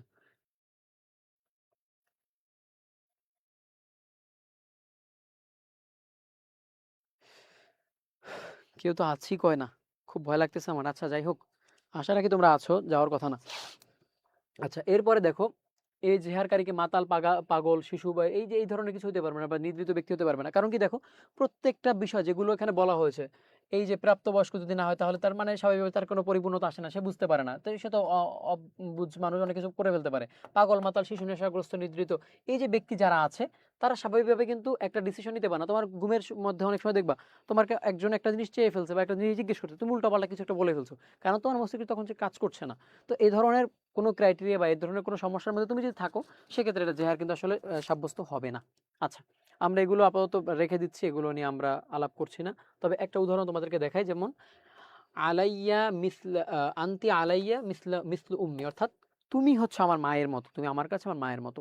তো এটা জেহার কিনা, সাব্যস্ত করা, একটার সাথে একটা তাসবি করা হয়েছে কিনা, মায়ের সাথে তাসবি করা হয়েছে না? হ্যাঁ। তাহলে এইটা একটা প্রবলেম। এখন এইখানে আবার দুইটা ক্রাইটেরিয়া আছে, আমি সেটাকে এখন ভেঙে দিচ্ছি, কারণ সামনে বিস্তারিত আলাপ করতে পারবো না। সেক্ষেত্রে কি কি রয়েছে, অর্থাৎ আহ, একজন নারী, অর্থাৎ ধরো তুমি কাউকে বিয়ে করলে, তখন সে তাকে বললে যে তুমি হচ্ছে আমার মায়ের মতো। এটা বলার দুইটা দিক থাকতে পারে।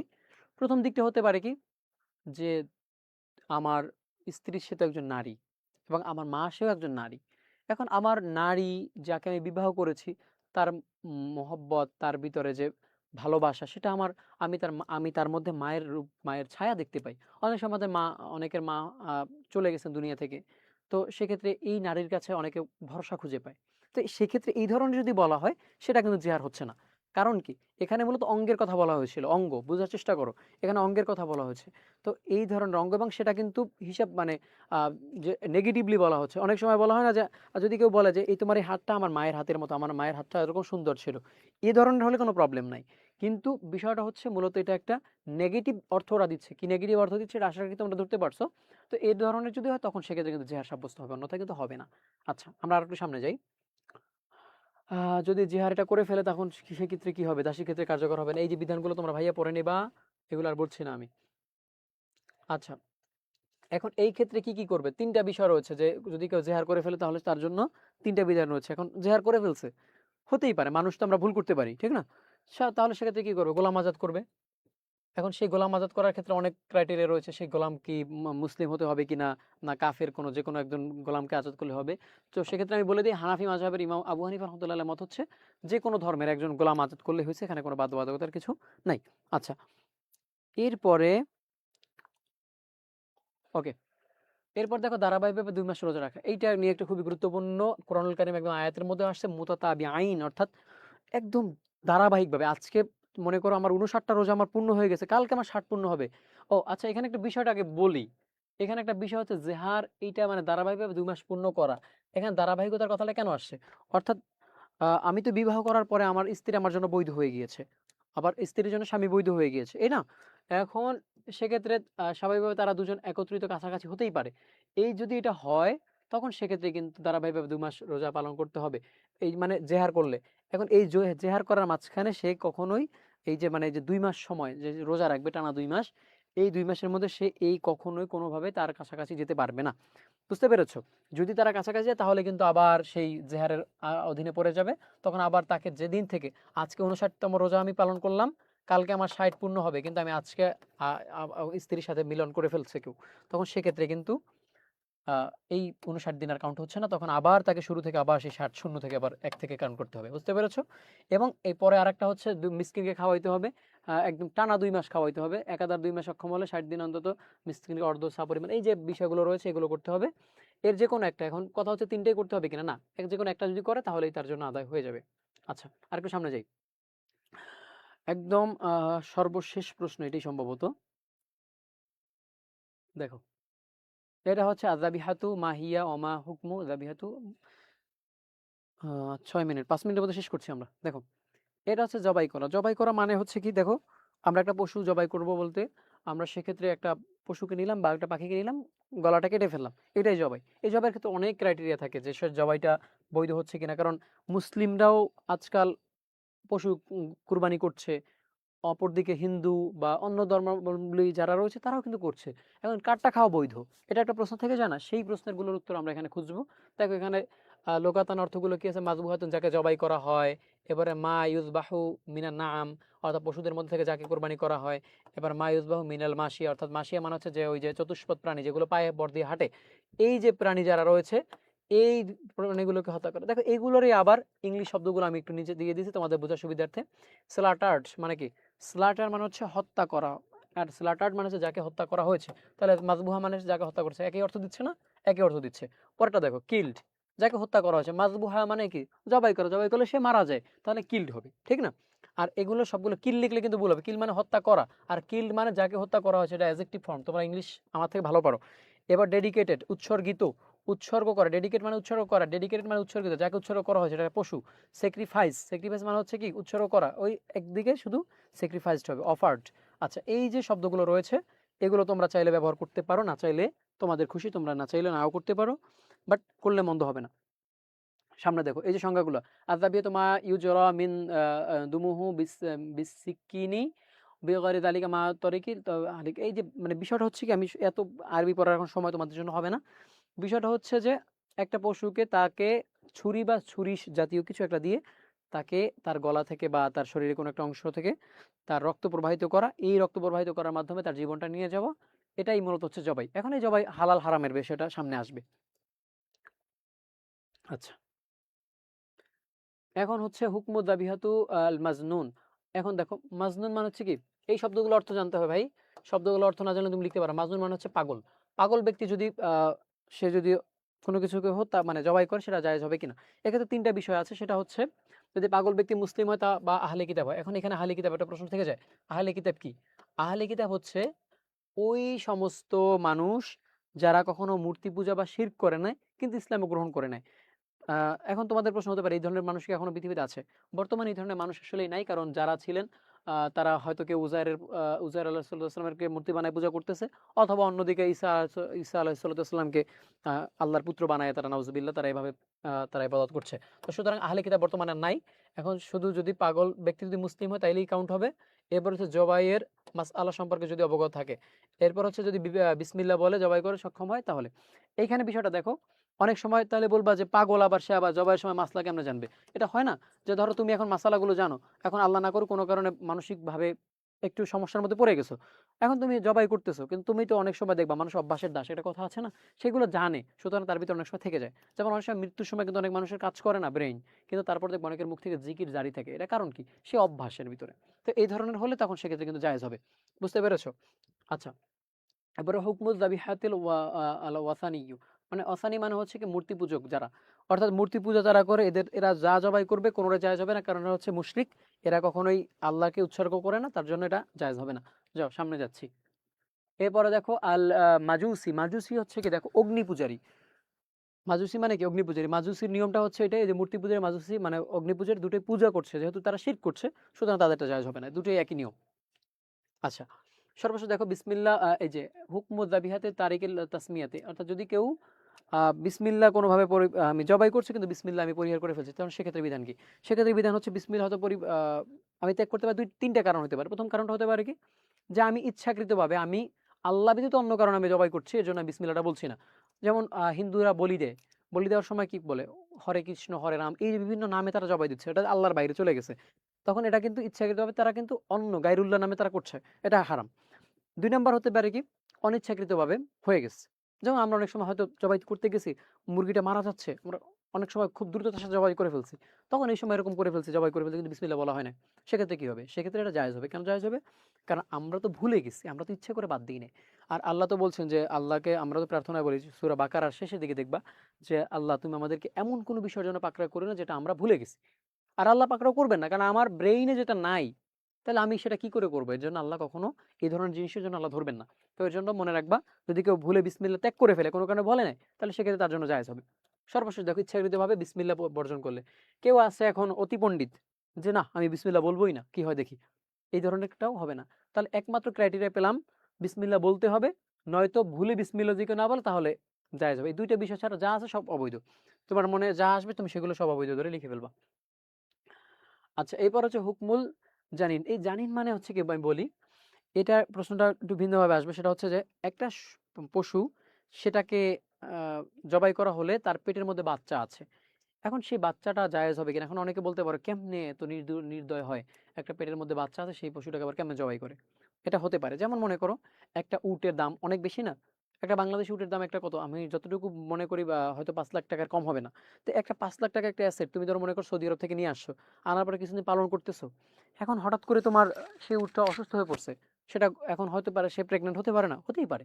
তো এখন তুমি কি করবা? তুমি তো একটা উট এত মায়া করে আনছো, এখন তুমি যদি সেটা মারাই যায়, তুমি তাহলে তো খেতেই পারবা না, তোমার তো 5 লাখ টাকা পুরোটাই লস, তাই না? তো এই যে এই জন্য ইসলাম কিন্তু সবকিছু খুব সূক্ষ্মভাবে ইসলাম কিন্তু ব্যাপারটাকে ডিল করছে। এর জন্য ইসলাম এটা নিয়ম করছে যে ওই প্রাণীটাকে জবাই করতে হবে, জবাই করলে তো উটটা জায়েজ হবে। এখন তার পেটের মধ্যে বাচ্চা থাকতে পারে, এখন সেক্ষেত্রে কি হতে পারে, বাচ্চাটা হয়তো মারা গেছে অথবা বাচ্চাটা জীবিত আছে, দুইটা হালের বাইরে কিছু হতে পারে, হতে পারে না। যদি জীবিত থাকে তাহলে ওই বাচ্চাটাকে অবশ্যই জবাই করতে হবে, জবাই করে তারপর খেতে হবে। এবং এটা হচ্ছে সত্য, মানে শুদ্ধ মত, এটা সবার একই মত, সবাই যে এটা জবাই করে খেতে হবে। আর অন্য মতে হচ্ছে শাফি রহমতুল্লাহ বলছে যদি পূর্ণ গঠন থাকে, বাচ্চাটা ঠিকঠাক মতো থাকে, তাহলে লাগবে না, কিন্তু এই মতটা আসলে গ্রহণযোগ্য না। ইমাম আবু হানিফা রহমতুল্লাহ এটাকে খুব সুন্দর করে কাউন্টার দিয়েছেন, তিনি বলেছেন যে না, যদি মারাই যায়, সে তো মারা গেছে, তাহলে তার আবার কিভাবে খাবো, সে তো মারা গেছে। তো এর জন্য আমরা মনে রাখবো যে যদি কোনো প্রাণীকে জবাই করা হয়, তার যদি পেটের মধ্যে বাচ্চা থাকে, সে বাচ্চাটা যদি জীবিত থাকে তাহলে আমরা জবাই করে খেয়ে ফেলবো, আর যদি মারা যায় তাহলে ওটাকে আমরা খাবো না, ওটা হারাম হিসেবে আমরা কাউন্ট করবো। এটা আমাদের ইমাম আবু হানিফা বা হানাফি মাযহাবের আলেমদের মতামত। ওকে, এখন এই হচ্ছে আমাদের আজকে আলোচনা শেষ হয়ে গেছে। আমি চেষ্টা করছিলাম, হ্যাঁ, আল্লাহর রহমতে পারা গেছে, আমরা শেষ করছি। এখন কথা হচ্ছে ভাইয়া দেখো, আমি তোমাদেরকে একটু কথাটা বলি। প্রথমেই এই যে ক্লাসগুলো হচ্ছে আজকের বা এই এখন আমরা যে ক্লাসগুলোই নিব, একটু তোমাদেরকে একটু সর্বশেষ একটু কষ্ট করো, জাস্ট 2-3টা মিনিটের মধ্যে শেষ করবো ভাইয়া। আপুরা তোমরা যারা আছো একটু কষ্ট করো, এই কষ্টটা না করতে পারলে তোমাদের জন্য মানে অনেক কথা বাদ পড়ে যাবে। সেটা হচ্ছে, আমরা এই ক্লাসের মধ্যে কখনোই তোমাকে আমরা 100% শিখাই দিতে পারবো না। দেখো আমরা কত ফাস্ট করে গেছি, তাই না? এখন এতটা, কারণ তোমার 2 বছরে পর তুমি জাস্ট একটা বিষয় ইমাজিন করো, আমি 2টা বছর যা পড়েছি সেটা আমাকে মাত্র 1.5-2 ঘন্টার মধ্যে বুঝিয়ে দেওয়া লাগছে। এটা হিউজ না ব্যাপারটা? তো এই ধরনের যে ব্যাপারগুলো থাকে, এখন এই ক্ষেত্রে একটু টাফ হয়ে যাবে। তোমরা এখন আমাদের উপর এক্সপেকটেশন রাখতেই পারো, আর আমরাও তোমাদের উপর এক্সপেকটেশন রাখি। কিভাবে রাখি? তোমাদের উপর এক্সপেকটেশন আমরা এই কারণে রাখি যে তোমাদেরকে আমরা 2 বছর আমাদের এই প্রতিষ্ঠান পড়িয়েছে, বা একটা নির্দিষ্ট সময় তোমরা সার্টেন টাইম তোমরা কোর্স করেছো, তোমাদের মাদ্রাসা টিচাররা তোমাদেরকে পড়িয়েছেন। সুতরাং তোমরা অবশ্যই এই বিষয়গুলো বুঝো, পারো, তারপর আমরা একটু জাস্ট চেষ্টা করছি কি তোমাদের এটার সাথে একটু তাল মেলাতে, যে তোমরা তো পারছোই, আমরা তার সাথে একটু যাতে ছন্দের সাথে ছন্দ মিলাইলে, যেমন কবিতার একটা ভার্স খুব সুন্দর থাকে, যেমন তোমার সাথে হইল মিলন, পরে সুন্দর কি আর একটা সুন্দর নতুন একটা লাইন দিয়ে দিবা। এই যে মিলটা আমরা এইটা চেষ্টা করছি, তুমি ওইটুকু লিখছো, বাকিটুকু আমরা একটু ধরাই দিচ্ছি, এর বাইরে কিছু না, বা তুমিই করছো সবটুকু। পরীক্ষার খাতা আমরা কিন্তু কিছু লিখে দিয়ে আসছি না, তুমিই লিখবা, তোমরাই লিখবা, আমরা কি আর লিখে দিয়ে আসতে পারবো? পারবো না তো। তো সেক্ষেত্রে এটাই বিষয় যে আমরা এখান থেকে সর্বোচ্চ এক্সপেকটেশন এটা রাখো যে আমরা যা পড়াইছি আল্লাহর রহমত যথেষ্ট পড়ানো হয়েছে, তোমরা যদি এটাকে ধরে নিয়ে পরীক্ষার হলে গিয়ে জাস্ট পরীক্ষার খাতা সুন্দর করে লিপিবদ্ধ করে দিয়ে আসতে পারো, ইনশাআল্লাহ ভালো রেজাল্ট হবে। আর একটা কথা বলে রাখি, আজকে এই লাস্ট প্রশ্নটা আমি একটু রিপিট করছি, দুইটা প্রশ্ন বাদ দিয়েছি। দুইটা বাদ দিয়েছি বলতে কি, ওই দুইটাকে আপাতত স্লাইডে আনিনি, কিন্তু প্রশ্নটা আমি তোমাদেরকে যখন এখন একটু পিডিএফটা পাঠিয়ে দিব, তো সেক্ষেত্রে তোমরা এই পিডিএফটার প্রশ্নগুলো একটু সকালবেলা আবার একটু দেখার চেষ্টা করবা। আর রাতে বেশি একটা জাগিও না, কারণ এটা তোমাদের জন্য বেশি বেনিফিটেড হবে না। রাতে জাগলে রাত 12টার পরে আসলে পড়ার ধরনের মাথায় থাকে না। তো এই যে বিষয়গুলো, আমরা এই প্রশ্নটাকে একটু আমি একটু পিছনের দিকে ব্যাক করে একটু কষ্ট করো, জাস্ট এটাই আমরা শেষ করে দিব। একটা বিষয় দেখাচ্ছি এখানে। প্রথমত দেখো, আমরা পরীক্ষা লিখতে গেলে কি করব? এইখানে যে প্রশ্নটুকু রয়েছে প্রত্যেকটা পয়েন্টগুলোকে আমরা চিন্তা করবো এবং প্রত্যেকটা পয়েন্টের জন্য আলাদা আলাদা করব। অনেকে বলে ভাইয়া লিখতে গেলে 3-4 পৃষ্ঠায় শেষ হয়ে যায়। ভাই তোমার 3-4 পৃষ্ঠায় কেমনে শেষ হবে আমাকে বলো। তুমি এইখানে লগাতটাকে তুমি, এইটা কিন্তু খুবই গুরুত্বপূর্ণ, ইম্পর্টেন্ট, একটু সবাই মনোযোগ দাও ভাই, একটু মনোযোগ না দিলে কিন্তু তোমাদের জন্য লস হয়ে যাবে। আমি আবারও বলছি একটু মনোযোগ দাও, সর্বশেষ সময় তো একটু মনোযোগ দাও। এইখানে দেখো, এই যে বিষয়টা, এই তুমি যদি লগাতটাকে তুমি যদি লিখো মোটামুটি 7-8টা লিখলে একটা পেজ প্রায় ভরে যায়, কারণ একটা পেজে মোটামুটি 12 লাইন লিখলে বেশি দরকার হয় না। তো তুমি যখন এটা লিখছো, ঠিক আছে, মার্জিন করার পরে তুমি সুন্দর করে মার্জিন করবা, খাতায় মার্জিন করবা, এতে কোনো নিষেধ নাই, মার্জিন করে নিবা। এই এই যে তোমার এক পৃষ্ঠা হয়ে গেল। এরপর হচ্ছে ইস্তেলাহ লিখতে গেলে অন্তত তুমি একটা আরবি সংজ্ঞা লিখবা, আরবি সংজ্ঞার পাশাপাশি তুমি একটা বাংলা সংজ্ঞা লিখবা, এবং সেখানে যদি কোনো মোসান্নেফ অর্থাৎ লেখকের নাম দিতে পারো, সেখানে মোটামুটি হাফ পেজ প্রায় 1 পেজ হয়ে যায়। চেষ্টা করবে দুইটাকে 2 পেজ রাখা, মানে এই একটা ইস্তেলাহ এবং আবিধানিক অর্থটাকে মোটামুটি 2 পেজ লেখার চেষ্টা করো। আমি তোমাদেরকে একটু আনকাউন্ট করে দেখাই, 2 পেজ ধরে এখানে ধরলাম, ঠিক আছে। এবার হচ্ছে অমা হুকমুহু যাবিহাতুল মাজনুন, অর্থাৎ এই যে মাজনুন পাগল ব্যক্তি জবাই করবে সেটার হুকুম কি, এখানে 1 পেজ। বলবা 1 পেজ কেমন, তুমি একটু লিখে দেখো, যদি আমি ভুল বলি আমাকে তারপর তুমি বকাঝকা যা করা খুশি তাই করো।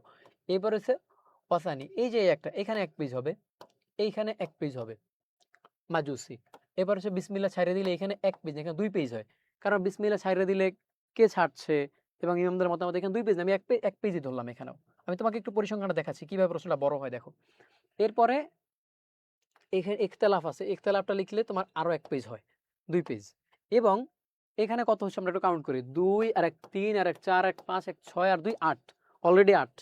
এরপরে তুমি করি প্রত্যেকটা প্রশ্নের শুরুতে তুমি একটু কি ভূমিকা লিখবা না, ভূমিকা একটা লিখবা, সেই ভূমিকার জন্য তোমার 1 পেজ। আর উপসংহারের জন্য তুমি আবার 1 পেজ। এই যে লিখলা 10 পেজ, এইখানে 10 পেজ, আমার এখন কথা হচ্ছে 10 পেজ অনেক বড়, প্রয়োজন নাই, তোমার অন্তত 8 পেজ যদি হয় মোটামুটি স্ট্যান্ডার্ড ধরা যায় ভাই। কারণ তোমার একটা প্রশ্নের জন্য তো 20 মার্ক, এটা মাথায় রাখতে হবে, 20 মার্ক না, একটু মাথায় রেখে কিন্তু লিখতে হবে। তো এই যে বিষয়গুলো আমরা বললাম, মোটামুটি যদি একটু ধরে ধরে প্রত্যেকটা টপিক আকারে, এখন অনেকের আবার সমস্যা হয় কি, যে ভাইয়া আমি লিখতে গেলাম আমার এখানে এই যে প্রবলেমটা, এখানে আমি এইটুকু পারতেছি না, এখন প্রশ্নটা লিখবো কি লিখবো না। অবশ্যই তুমি লিখবা, তুমি যখন পারতেছো না তুমি কি করো, যতটুকু পারো ওটুকু লিখবা, কারণ তোমার এই 20 মার্ক টোটাল এই প্রশ্নটার জন্য বরাদ্দ। তোমাকে বলা হয় না যে তুমি একটু বাদ দিলে তোমাকে 20-এর 0 দেওয়া হবে, এটা বলা হয় না, কোথাও বলা হয়েছে, হয় নাই। তোমার যেটা তোমার জন্য সবচেয়ে ভালো, যেটা তোমার সবচেয়ে ফ্লেক্সিবিলিটি, যেটা তুমি যে প্রশ্নটা পাও তুমি সেটা উত্তর লিখবা। কথা ক্লিয়ার? আশা করি বুঝতে পারছো। আমি নতুন করে আর কথা বাড়াবো না, তোমরা এখন একটা কাজ করবা, সেটা হচ্ছে অল্প সময়ের মধ্যে গুছায়া নিজেকে ফ্রেশ হয়ে ঘুমাই পড়বা, সকালে উঠে আবার পড়ার চেষ্টা করবা। এবং বেশি কোনো চাপ নেওয়ার দরকার নেই, আমি এখানে স্লাইড যেটা দিয়ে দিব, এই স্লাইডে সব প্রশ্নগুলো নাই, 2টা প্রশ্নের উত্তর এখানে আনা হয় নাই, কারণ এতগুলো আনা হয়েছে, এই মানে কম করার চেষ্টা করি, তাতে অনেক সময় চলে গেছে। ওই 2টার উত্তর তোমরা অবশ্য, যেগুলো এখানে আনা হয়েছে সবগুলো তোমরা পারো, এজন্য আনা হয়েছে। তো এগুলোকে আবার তোমরা একটু দেখবা। আর সর্বশেষ কথা হচ্ছে, তোমাদের কারো কোনো কোশ্চেন আছে কিনা? আর ইনশাল্লাহ হয়তো কালকে তোমাদের সাথে আমার দেখা হবে, কালকে ফিকা দ্বিতীয় পত্র নিয়ে তোমাদের সামনে ইনশাল্লাহ আসবো। সময়টা হয়তো বিকেলে হতে পারে, এটা জানিয়ে দেওয়া হবে। তো আর কোনো কোশ্চেন কারো আছে কি, একটু বলো আমাকে। এই যে মালিম শিকদার একটা প্রশ্ন করেছিলেন, কি করেছিলেন আমি জানি না আসলে, এখানে এখন দেখতে পাচ্ছি, আপনার উত্তর দেইনি কিনা আমি জানি না, একটু আমাকে বললে আমি আবার প্রয়োজনে রিপিট করব।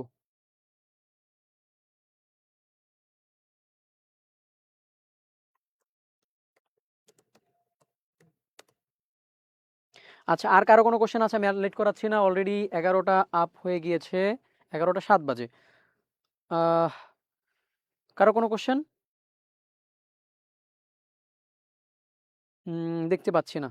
আচ্ছা, আমরা এখানে অনেকক্ষণ আড্ডা দিলাম, তাই না? অনেকক্ষণ, প্রায় 2টা ঘন্টা আড্ডা দিয়েছি। আড্ডার মধ্যে আসলে বাস্তবতা হচ্ছে ক্লাসগুলো হচ্ছে খুবই এনজয় করার বিষয়, এগুলো চাপ নেওয়ার বিষয় না।